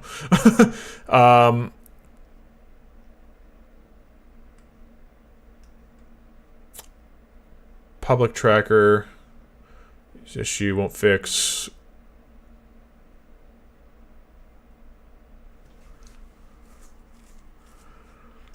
A horizontal box would work, but probably not for the items, because we want, like, a bunch of different rows of items, right?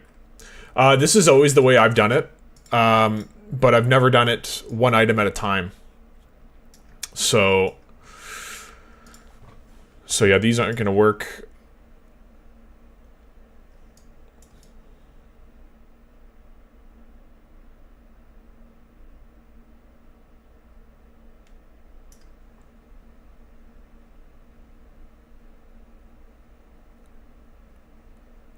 Rows wide. So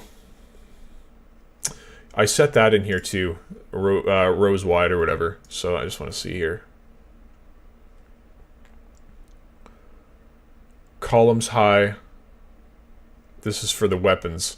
Columns high, columns... So I think we'll do 2 wide for this. We'll just do two columns, 1 row for this. So yeah, this is how we're gonna do it. This is also gonna be probably 1 and 1. And grid items, we're gonna do 10 wide. Yeah, we're gonna do literally exactly this. Rows. Oh no, we want the opposite of this. We want 2 rows, 10 columns. Isn't there child padding in there? No, there's not child padding. Or sorry, there is. Yes, sorry, there is child padding in there. But the issue we're having is sorry, we're in our grid here. The issue we're having is usually I use the index of this item to tell it what row to use, right? So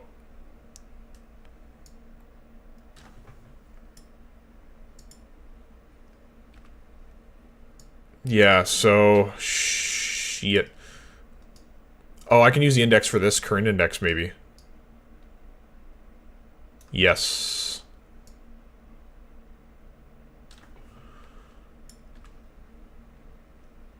And then we'll check. We'll add a check here. Shit, and we gotta put it here because we don't want it running with everything. Oh no, we do want it running with everything else, don't we? Where do we put this?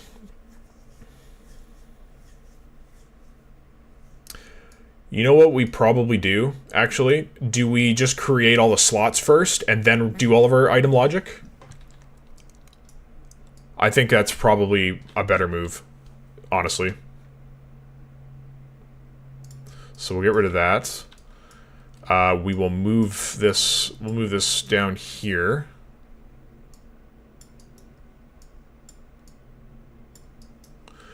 And let's get rid of this custom event, and let's actually move all of this up here, and let's do a sequence. So, whoops. Game dev. It's fun. Okay, so then 0 will go into here. We'll create all the slots first. But actually we need to check if our slots are valid first as well. Because if they're valid, then there's no point in running this code. So we'll do this, and if they don't exist, that's great. Or is valid index false? Yes. And then now we'll do the next thing here, which will be adding our items.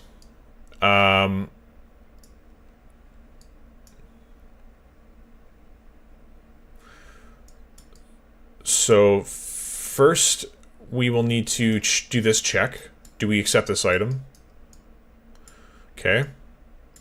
Then, that's our current item, that all looks good. Okay. So if we can do this item, then I think we just run the refresh slot. These are going to be all invalid, so that's fine. We'll leave that exposed just in case. Okay, so rows wide. So current index. Did I make that no, I didn't. So current index, number of slots. That's what we want. Number of slots. Get number of slots. We'll do this, and we'll start at 1 being the first one. Okay, so then we're going to create this. We're going to add it to the thing, and then we need to drag this into row and drag this and get a %. Oh, this is where we need to do the division thing, sorry. And plug that in. So this will be columns, rows wide right here. And this will be columns high. Okay, so there, that works. That's going to do exactly what we want. So next thing we need to do, we need to check if this is if we accept this item in the grid. Do nothing if it does, and then we can delete this and delete this.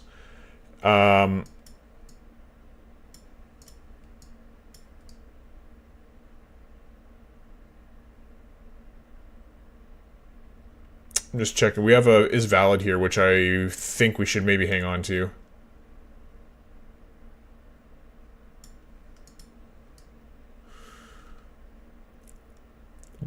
When we create the widget, or when we create the item, I wonder if we should put an index in there. That probably is a good idea. Oh, hey, look. We just have to make it instance editable and expose and spawn. Look at that. Thinking. Then we'll refresh this.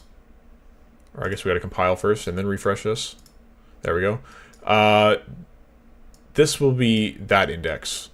Because now we can reference the items in here. Okay, so current index, is it valid? And then we'll refresh the slot.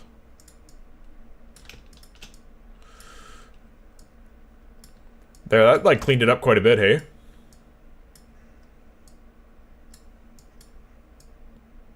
Okay, and then let's delete that comment. So we set our current item, we set our inventory, which we don't even use anymore, which there's a hard reference we can get rid of.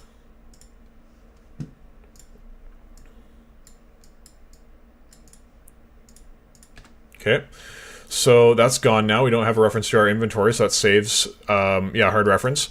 So we get the item, we set the current item, then we check if our slots are valid, and if they're not, then we create them, and we create the number of slots, we set the index, we don't put an item in here right away, and that will set all of these to be, like the image to be invisible. The item slot widgets, we add that to there, and then we add it to the grid with all of this math, then we set the padding. Then we're going to come through here, and we're going to check if our current item can be accepted by this grid, and if it can, then we validate the asset and then refresh the slot. Is there an is valid in here? Okay, so you know what? We don't even need this is valid then.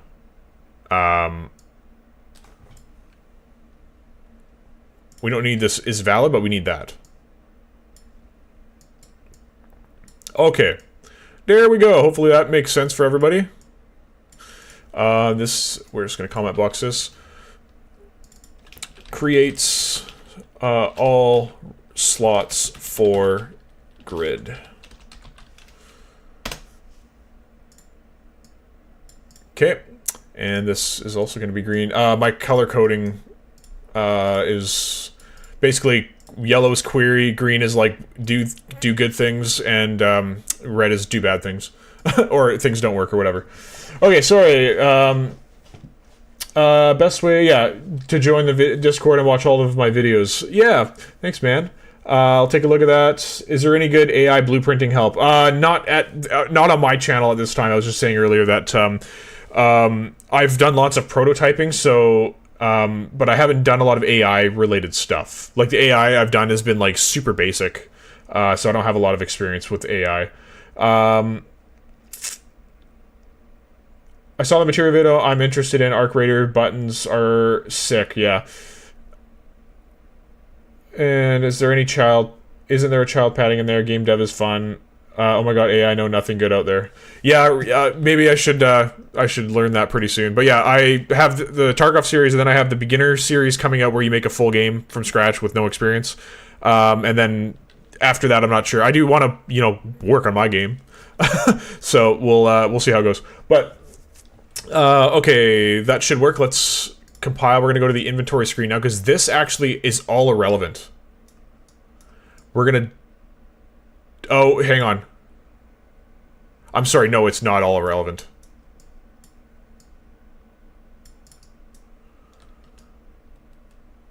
We'll get rid of this. This...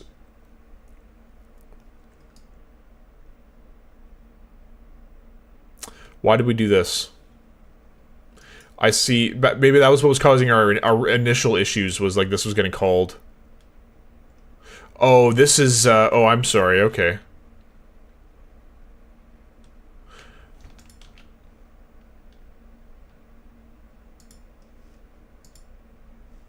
Do I have to refresh this? No, I don't. Items to add. This needs a for each as well. So we'll get this, we'll get the items. Is it not called items?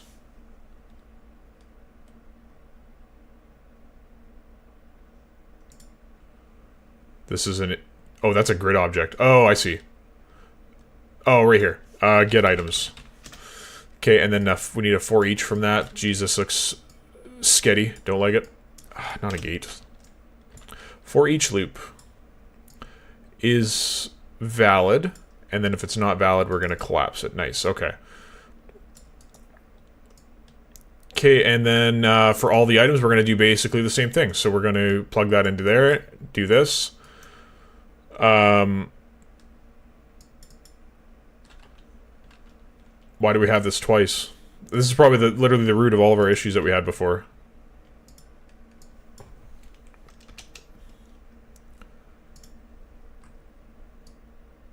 Other inventory. Yeah, it's literally doing the same thing. So this is garbage, and we're going to set it to visible.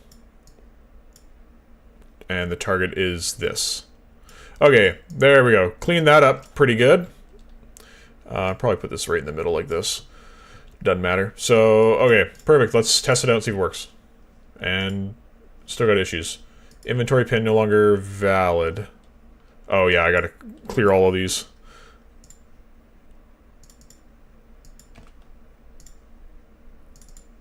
Oh, I already did that one. But we do need items to add in all these. So this needs to have a get node.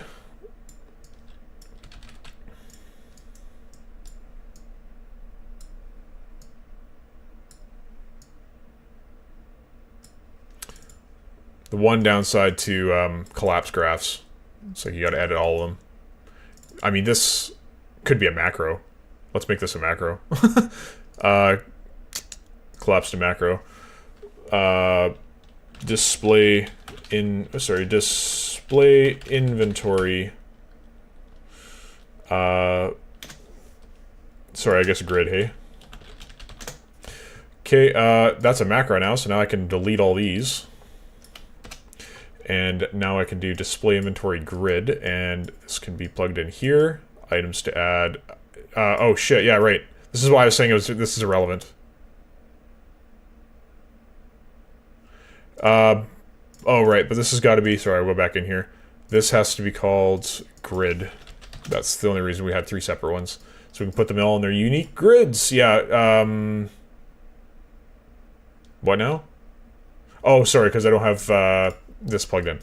So that, and then this is the weapons grid.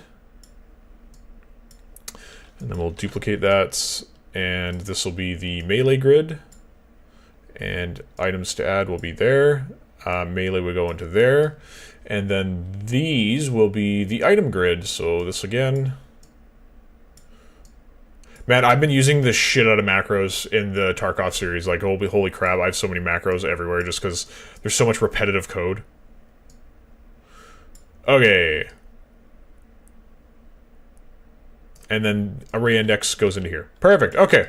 So that should work. Let's test it out, and then hopefully our hard work for the past frickin' 3 hours has paid off. Let's get rid of our breakpoints because we want to just see it. Well, it doesn't suck as hard, but it still sucks. So the grid, the padding obviously is not correct. So this looks fine because there was only one. Oh, you know what it is?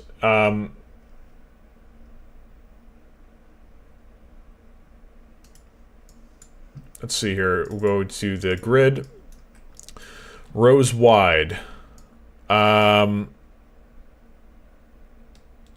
Do we do rows wide divided by this? And then, like, do we flip these?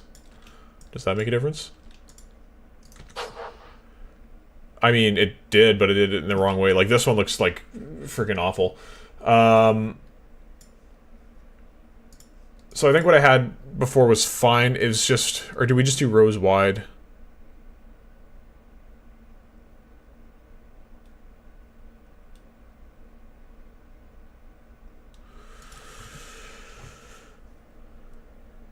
Do we times it instead?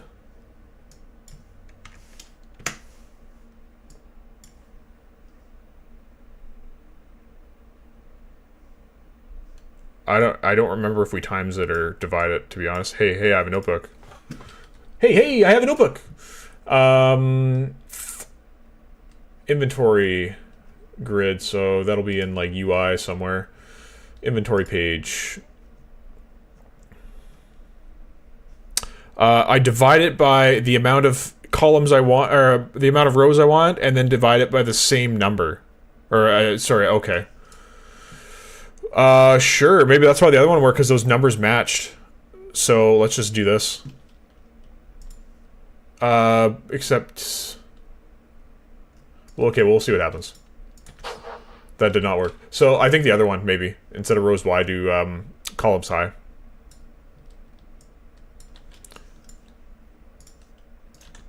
Nope, still didn't work. Okay, what the hell? So... Oh yeah, this has to be divide, right?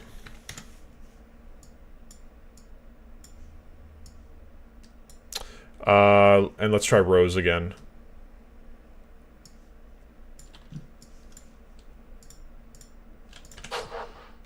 Still didn't work. It's creating two, and then it created empty ones. Oh, but it's like that because of the padding. So, gotta work out the padding. Let's see. Hi, diddly ho, neighborino. Blessings from Jamaica, Junior Thompson. Welcome. Blessings from Canada. AI is fun. What do you mean? Just looking at Jobby's comment. The amount of times I tell AI what they suggest is bad because of XYZ, separation of concern, type difference, being able to expand the code later, limitations, etc. Nothing is usable. Yeah. Pretty much. Yeah, I got started with the Tarkov system with Aura. I think I told you guys that, the AI assistant or whatever. But, yeah, its idea, I got halfway through implementing its plan, and it's like, this isn't going to work, so... AI can make things that work, but if you're an inexperienced programmer, you will learn later what they told you will work, but it isn't good for your needs. Yeah. Yeah, like, Aura was telling me to use strings. I was just like, I'm not using strings, I'm using... like names or whatever, right? And the string was to hold it was telling me to use a name, but it said to use a string, and I was like, no, I'm using a name. Like, that's ridiculous. I find Claude AI the best in terms of talking through ideas of a system, but if you need to but you must feed in info up front about limitations and needs, and it will tell you and tell it to ask you questions. Don't assume anything. Yeah. Yeah, the one nice thing about Aura is it knows your project, because it indexes your project files. So that's like one nice thing about it, but yeah. Alright, let's figure this out here, so we can get this working. Guess we didn't get to do the drag and drop system today. But oh well. So rows wide.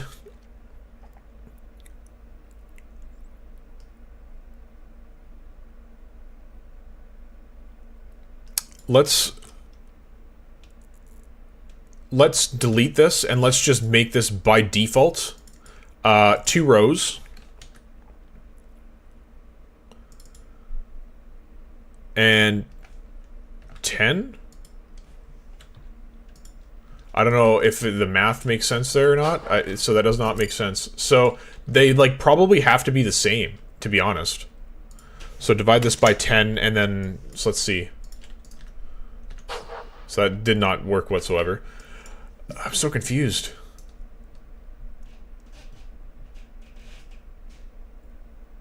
Because wouldn't this mean 10 rows, 10 columns? And sorry, looking at my notebook again.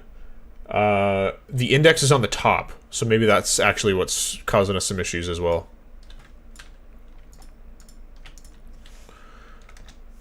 So let's try it now with 2 and 10.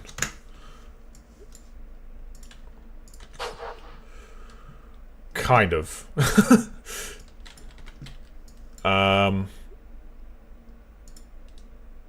Let's do 10 and 10. Let's see what that does. So they have to be the same number. Everybody. If you're doing the padding, they got to be the same number. So just for fun, let's add inventory screen.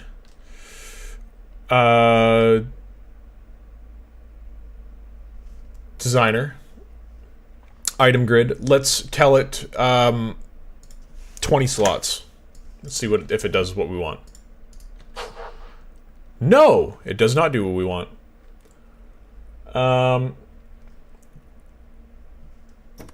Did it work before? Sorry, I don't even remember what it looked like when we had it. Oh, I have it at 1 slot. Well,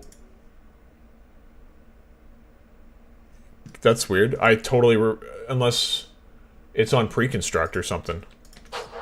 Okay, there's our 20 slots. It just didn't put them in 2 neat rows. So that's confusing. Again, I don't know how the hell this works in terms of the grid fill, because every time I use it, it doesn't work, and it doesn't make sense to me why this is in... Oh, hang on. What if you add this to column fill? Maybe that's how it works. You add it to the column and then add it to the row. And then this... But how do you do that? So, grid, graph. So, grid panel, we'll say add to column? Nope. Add child to grid. Column.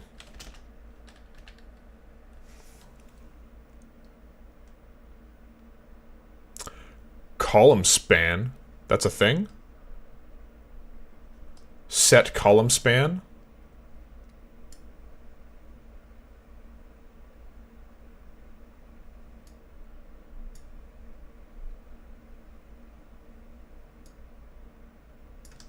Huh.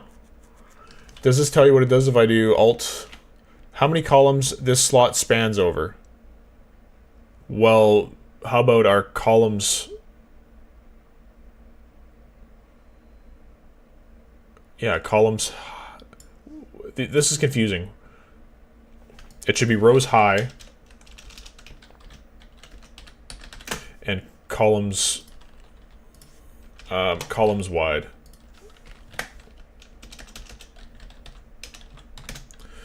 So let's do columns hide.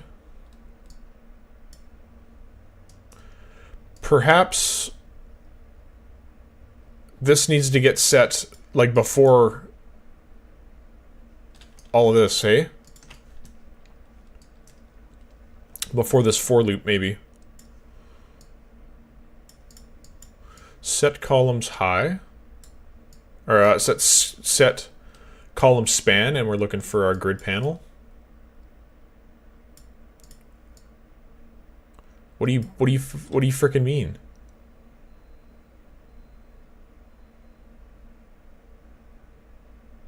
This is a grid slot, right? Oh, it's a grid panel. Oh, the grid slot came out of this? No. Add child to grid. Okay, so I guess not. So, set column span.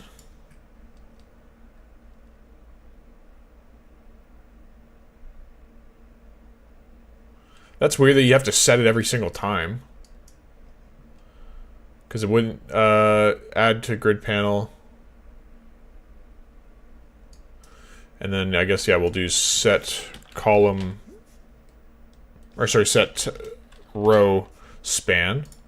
Yeah, I've never done this before, so I'm just kind of shooting in the dark here to see if this works.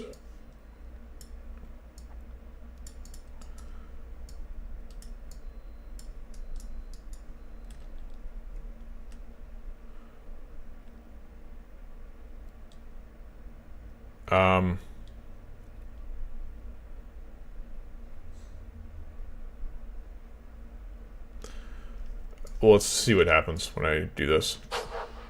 Whoa, buddy. Whoa, buddy. Didn't completely screw it up, I suppose, but it still doesn't look good. There's also another issue in there, but we're going to focus on that after we fix this.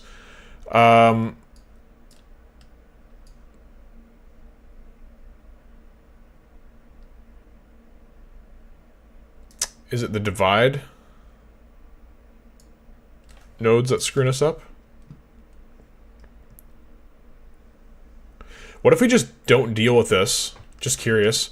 So it adds it to the first, like the first spot, and then it just does everything push down, and then once it reaches the rows wide, then it goes down to the next one. Like, is that how it works? No, I think it just stacked all of them on top of each other. So that's not gonna work. Number of slots.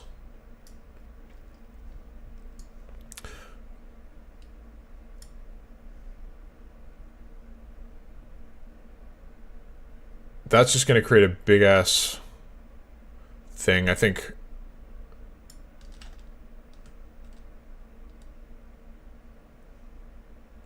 And then do we do index like divided by 2 or something like that?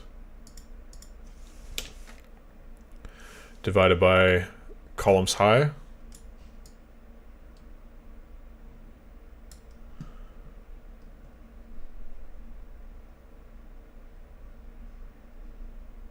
Sorry, rows wide, I should say.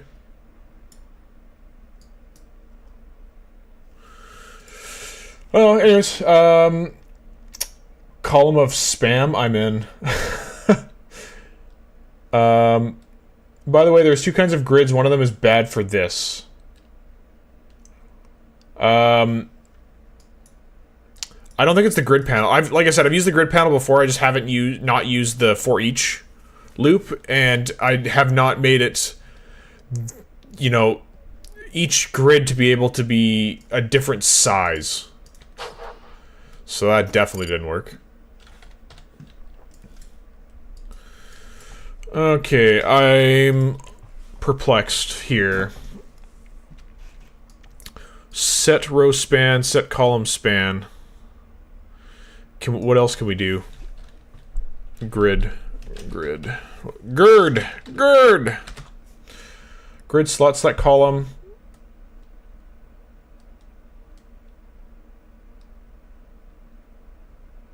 Get layer, get padding, get row.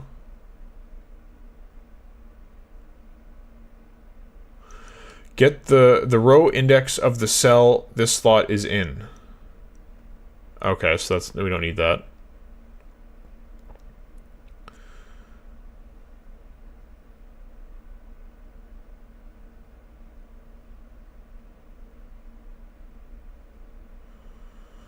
I don't know if these are going to be doing what we want.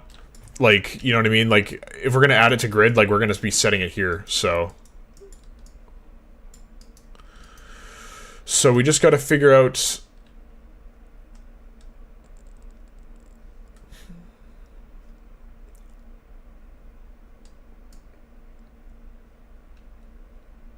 Let's divide. How many rows? Yeah, so we want 2 rows. And then do we just make the remainder 2? And then that just solves our problems, question mark?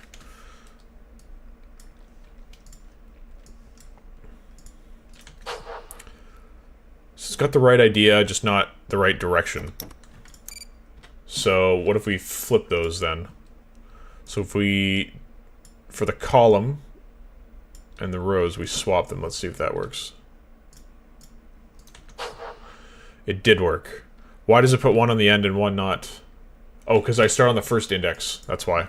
So we're going to put this at 0, and then we're going to do number of slots minus 1. And there we go. Yeah, that happened obviously because 0 divided by 0 is 0, so it doesn't, yeah. And that's why it's not working. There we go. Okay, everybody. We got it. It's now the weapons was what I was looking at, because now we don't have well, first, yeah, our items too are not even there.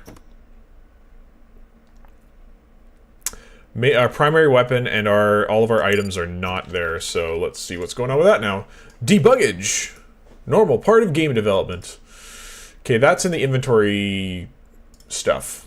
Let's have a look at that.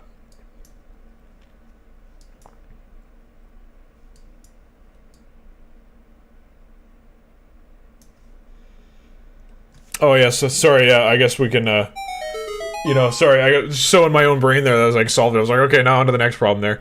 Add child to uniform grid instead of grid panel. Yeah, I mean, we solved it, so it's fine, but uniform grid is... I've never used uniform grid, but I've only used grid panel. Looking good, boys. I'm really impressed. Okay, what are we doing? I was AFK for a while. Yeah, it's good now. It's good now. Oh, you guys want a meow? A meow moo. Meow. Okay. Why are we not adding all the items to the things? Let's run a breakpoint on this, and let's follow the grids. HUD class. Refresh inventories. Refresh the inventory. Now we're going to the inventory, whatever the hell, and selecting that, and now doing this, and there we go. Okay, the first one is actually one that doesn't show up, which is our rifle. Okay. So we're going to follow rifle. We're going to go into here. We're going to here. We're going to go into there. No slots should exist. Well, it's going to create all the slots anyway, so we'll just run through this, because all the slots get created. Okay. Next, do we take this item? This is the weapon. Yeah, the weapon. So it should, unless I like disabled it for some reason. Yeah, it should accept it. Okay, so keep going. This should be true. It is. We're going to refresh the slot. The current item data is the rifle. And there's 2 widget slots. We're going to get the one in number 0. I see. I see what's happening. We have... Go away.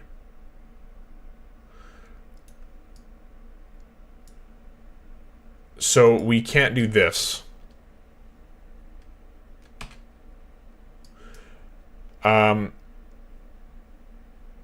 We need to create another function, or it can even be a macro.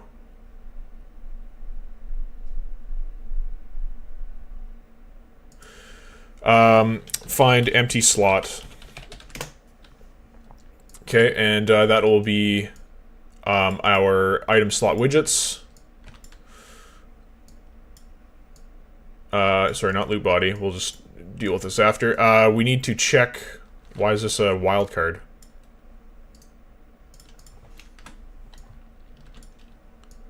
Oh, is it because none exist? I don't know. This shouldn't be a wildcard. That's bizarro.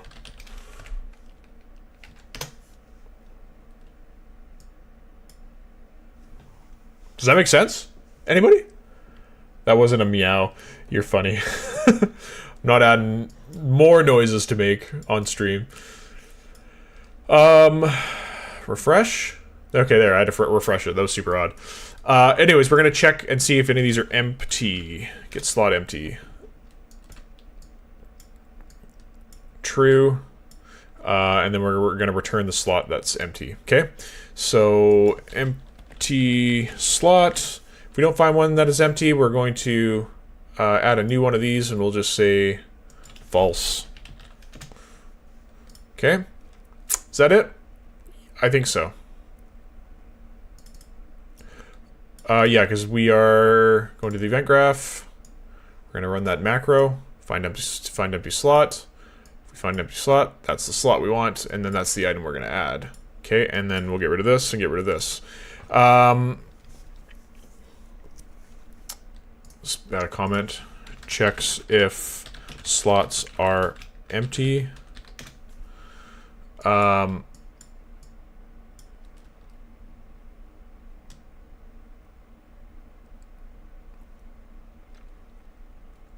don't know how to deal with the false because our items are all kept inside the inventory, and if there's no slot available, I think we'll deal with that with our drag and drop. If there's no empty slots available, then we'll just like cancel the drag drop, and then it'll go back to whatever inventory it came from. So we'll deal with that later. So we'll just write that down in here. Whoops. To do drag cancel if no slots available.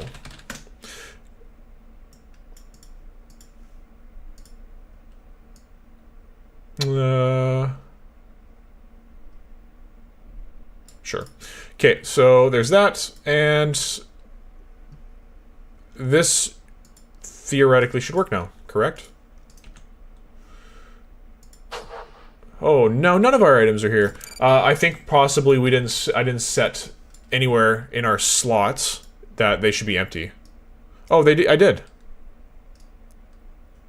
So they should all be set empty by default. Because all of them are created. None of them have assets that are valid, so they should all be hidden and collapsed. Then when we refresh the slot, we set the item.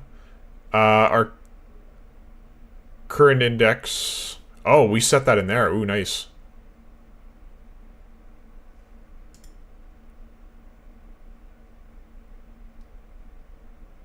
Oh, that's what's going on. Because we're setting the current index as 0, and then we're referencing... I believe we're referencing that, and it's not getting anything out, so... when we set... Back in our grid... When we create this widget, and we set the index... When we then set the item...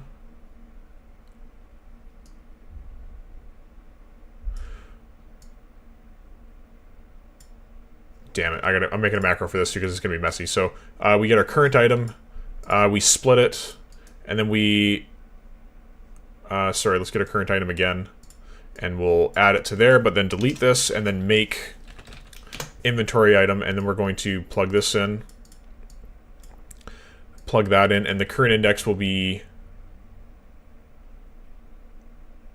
the input to this.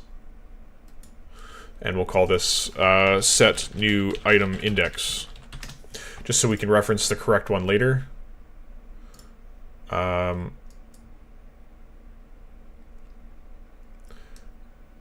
Sorry, yeah, grid, and then where do we create it? So we create it, we set the index.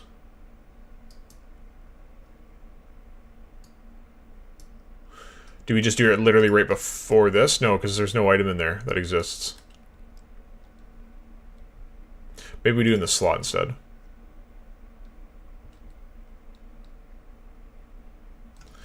Oh, my brain not working very well today. Probably hard to follow this, to be honest. Sorry, where was I? It was in the grid. We made that macro.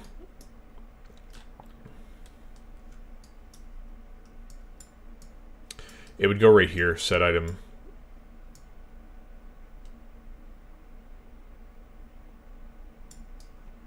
But we don't have a current index anymore. Unless we do this.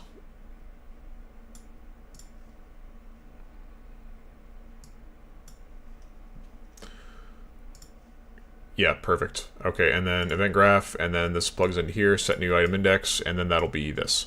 Okay, perfect. I don't think that's going to fix our issues, but that was just another issue that was going to come up. Okay, cool. So, anyways, yeah, didn't fix our issue. I like our issue's been basically working backwards. Because now none of our items appear. So, what is happening there?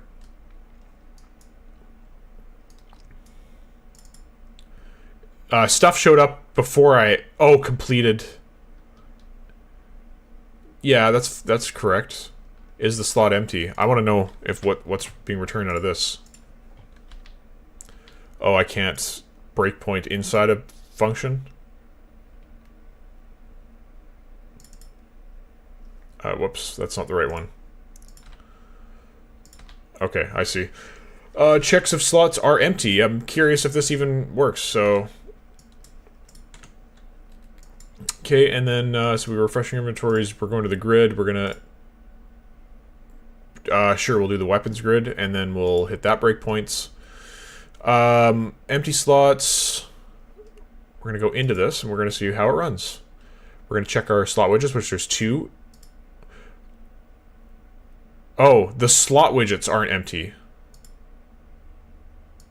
Oh, no, they're... Why is it set to false? Oh, did I have them backwards?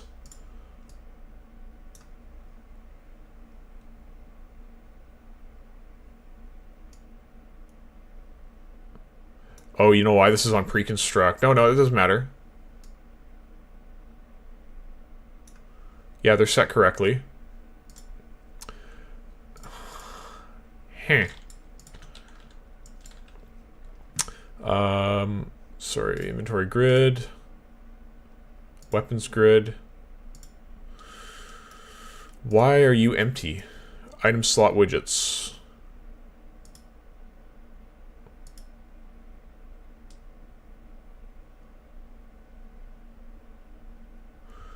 Okay, and then this one's also not empty.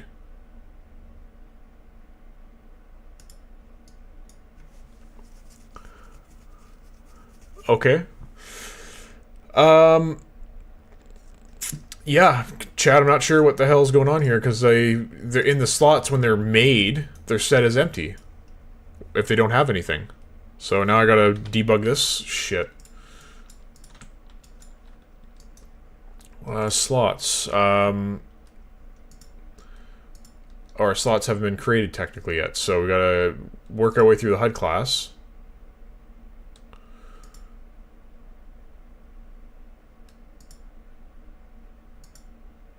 Display inventory. Yes, we're going in there. This is gonna go create the first one, and then after we create the first one, we're gonna it won't let me step in there.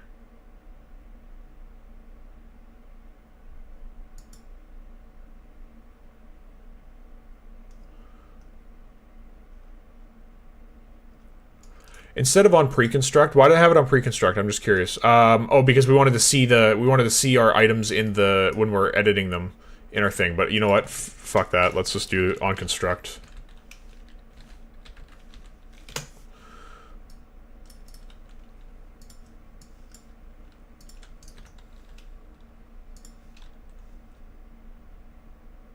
And sorry, this is on.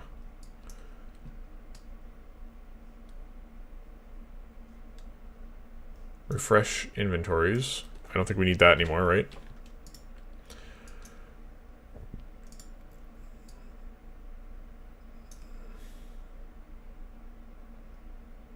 Wait, what happened?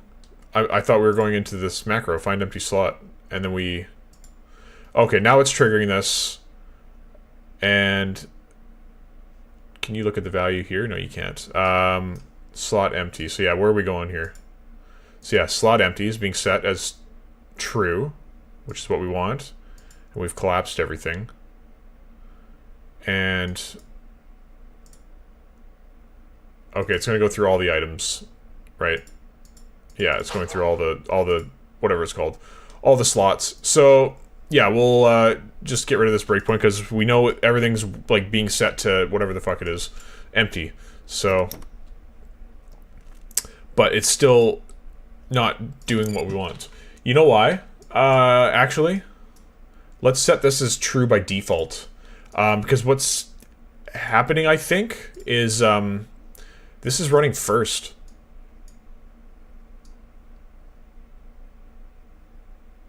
That's interesting. Because when you create it... or maybe not. Maybe when you create it and then... I'm not sure. But anyways, it's running slightly out of order, so we'll just make that true by default. And we'll... we will see if that makes a difference. Weapons grid. Because, yeah, technically they'll all be empty when we create them because we're creating all the slots first before adding items.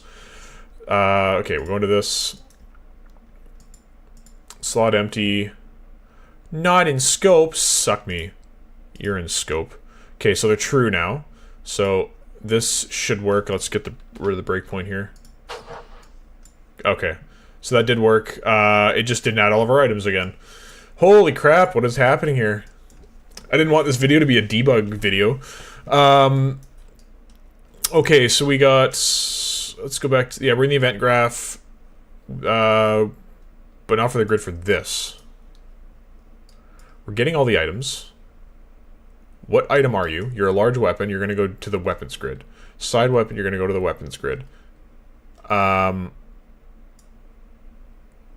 I know what's happening in the grid.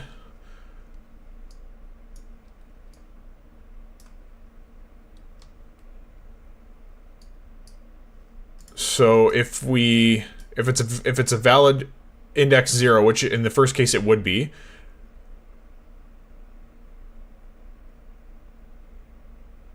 Oh, I see. No, that's fine. And then we check if this takes the item.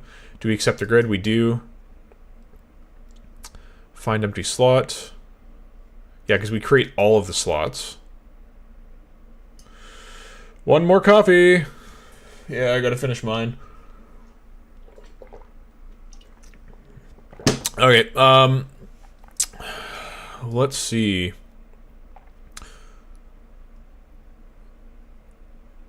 So, I don't know why it's choosing to add certain items but not others. Even though very clearly this is checking the item type, adding it to the, or sorry, it's doing a switch, so if it's what it is, it goes to the correct grid. And then that grid specifically runs its thing. I don't understand what's going on here. Because this should be the pistol. The melee one obviously works because there's only one, and then none of the actual, like, individual items are being added. So, current inventory.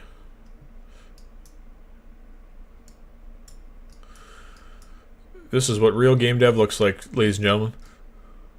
Debugging. Why is it not working? Who created this garbage? Oh wait, it's me. Right? So, grid take item.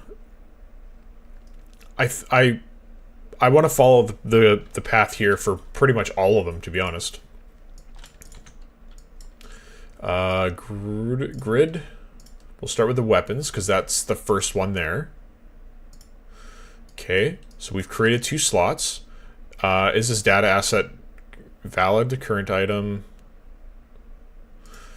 Okay, rifle quantity 1, current index 0. Okay, and then we're going to go in here, check it out. This is valid.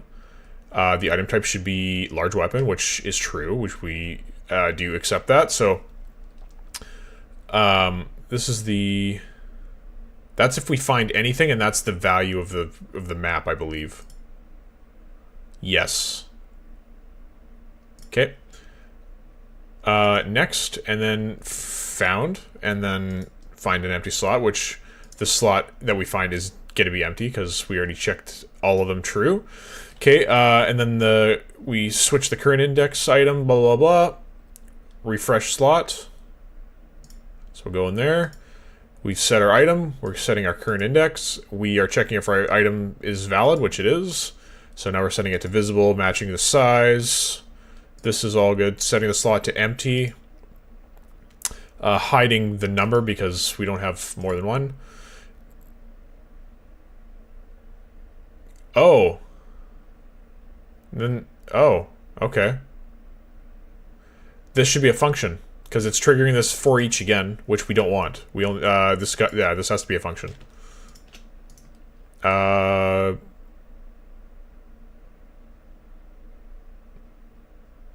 guess collapse to function, and then okay, sorry. I guess we'll cut this. Or sorry, in the event graph you can do this, right? I thought you could convert to function. I guess maybe not. So yeah, let's just copy. Whoops, that's not the right one. This one. Yeah, so I'm just gonna copy all this. Or cut it, sorry. And we'll make it a function. Yeah, because obviously, yeah, I'm sorry, I forgot macros. Like, we'll just continue to execute the for each loop. So this is slot empty, because I can't rename it the same thing. Okay, is slot empty, and then we'll paste our stuff. We'll drag this in, and then we'll get a return node, return, and if it's true, that's great, and then we'll return this, and we'll return this. And false will just return, or no, false we won't do anything. Yeah, and then it'll run it, and then on completed. return. And I guess we gotta add in a Boolean. This is like success or something. This will be a Boolean. Okay, perfect. So Boolean success. Let's go back to the event graph. We'll drag this function in now. And we'll do this. We'll do this, and we'll do this, and then success. We're gonna add a branch.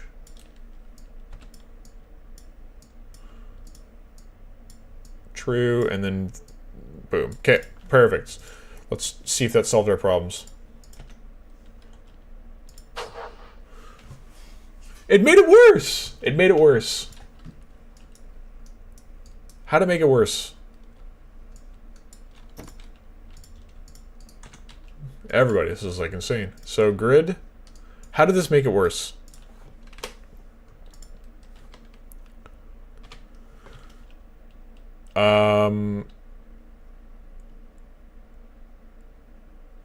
Target self, debug, we'll do weapons first.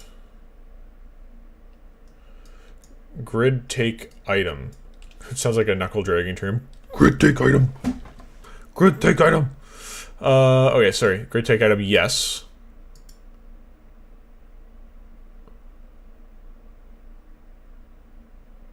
What? How did this... What? It went from like this branch. Oh shit. Sorry. There. I'm just unobservant, I guess.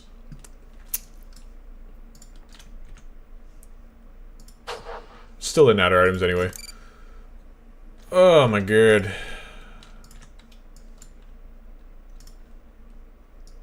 Okay, we don't need grid take item, but we do want this. So that's obviously true. We go one. Do we want to? Let's go in it just to see how it's working. The first one is empty. Okay, so this is true. So this will return. This will exit the function. And I see I didn't check success. There we go.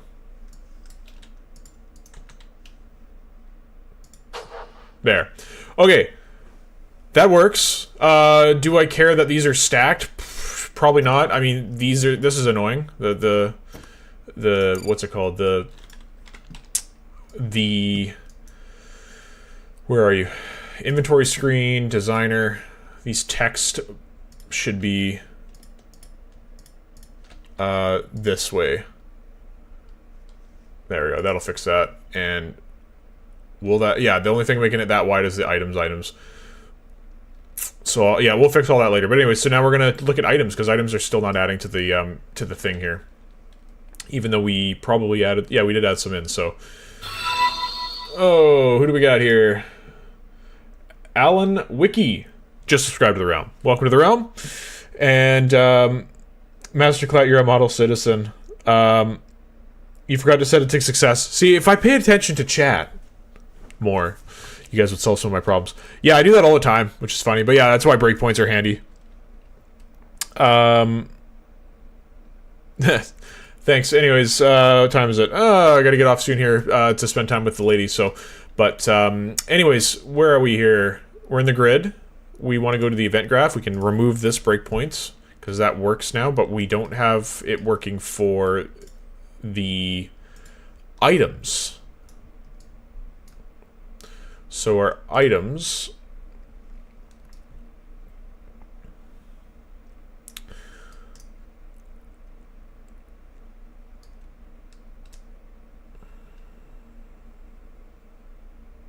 we don't need this.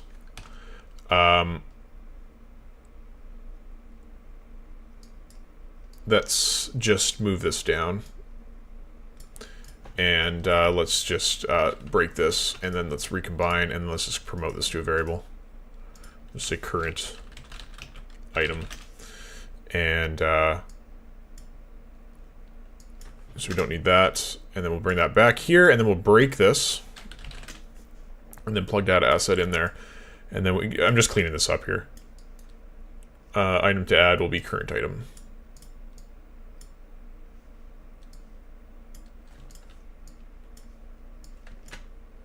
There we go. Okay, so that's cleaned up. But why is the items like the health pack and the, I think it was the grenade or whatever it was. Oh, excuse me. Why are they not showing up? Let's put a breakpoint here because this is the one we care about. So we'll hit compile, and I will also check my player to make sure that there is actual items in there. Okay, there's a health pack. And there's 5. And the current, we set current indexes in here and we don't care.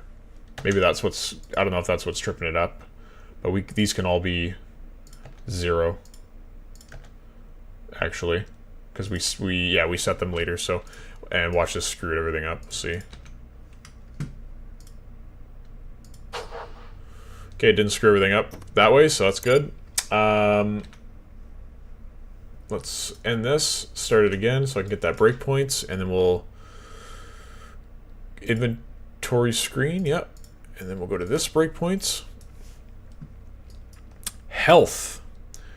This is the item grid, and the current item is the health pack. So let's see why you don't add to the goddamn thing. So we'll go here and here, display item. There should be nothing in here because this is brand new. Oh shit. Let's add a breakpoint here because I don't want to go through this for loop. Item grid, boom. So there's 20 widgets in here. They should all be empty. Okay. The data asset would be, there it is, the health pack. Okay. Do we take this item? We don't take this item. Oh, sorry, we gotta go one more. Oh, it still doesn't take the item. Interesting, why don't you take the item, buddy? Inventory screen, designer, items. Oh, that's the text. Grid items. Oh, did we not add any? Holy crap. So we gotta add all of these now. I swear I set these. These were working earlier. But maybe they just weren't set. And we weren't checking if they were set before. So that's probably what was happening. Grenades. Health. And I think none. We needed none in there for something. Okay, large weapon. Sorry, not large weapon. We want attachments. Grenades. Health. Compile. And ladies and gentlemen, that'll probably make it work. Just taking off some breakpoints so we don't have to deal with this every single time. Alright. We working. Let's add a couple more items to our player to just populate it and make sure that it's all good. So 1, 2, 3, 4, 5. We'll make this the grenade. And we'll say, you know, 10 grenades. That's heavy. What else we got?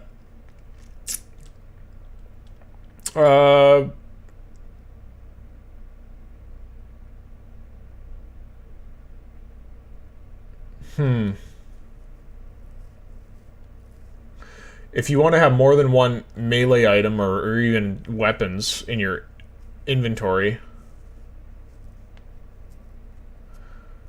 Actually, well, these are just separating it per thing, right? So, anyways, I'll just add some more, you know, health packs and grenades.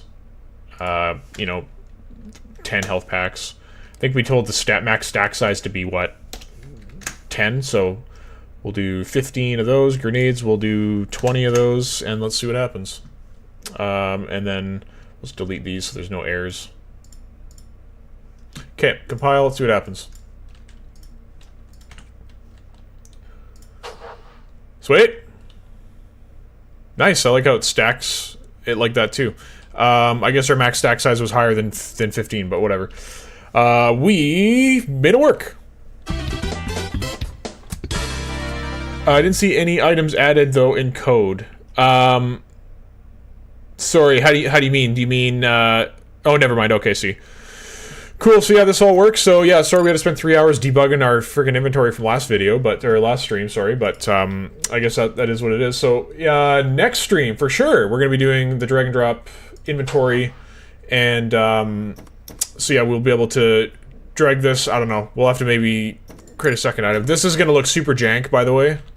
Yeah, it added it way over here because this is so big now. So, maybe we don't make it 10 wide. Maybe we make it 5 wide. Let's just do that right now while so we don't have to worry about that next time. The grid, this, 5 wide, 5 wide.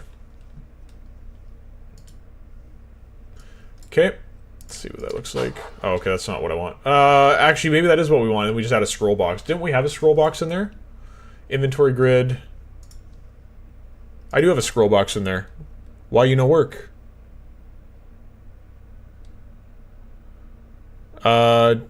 Orientation, scroll box, scroll bar. Visible clipping, clip to bounds, right?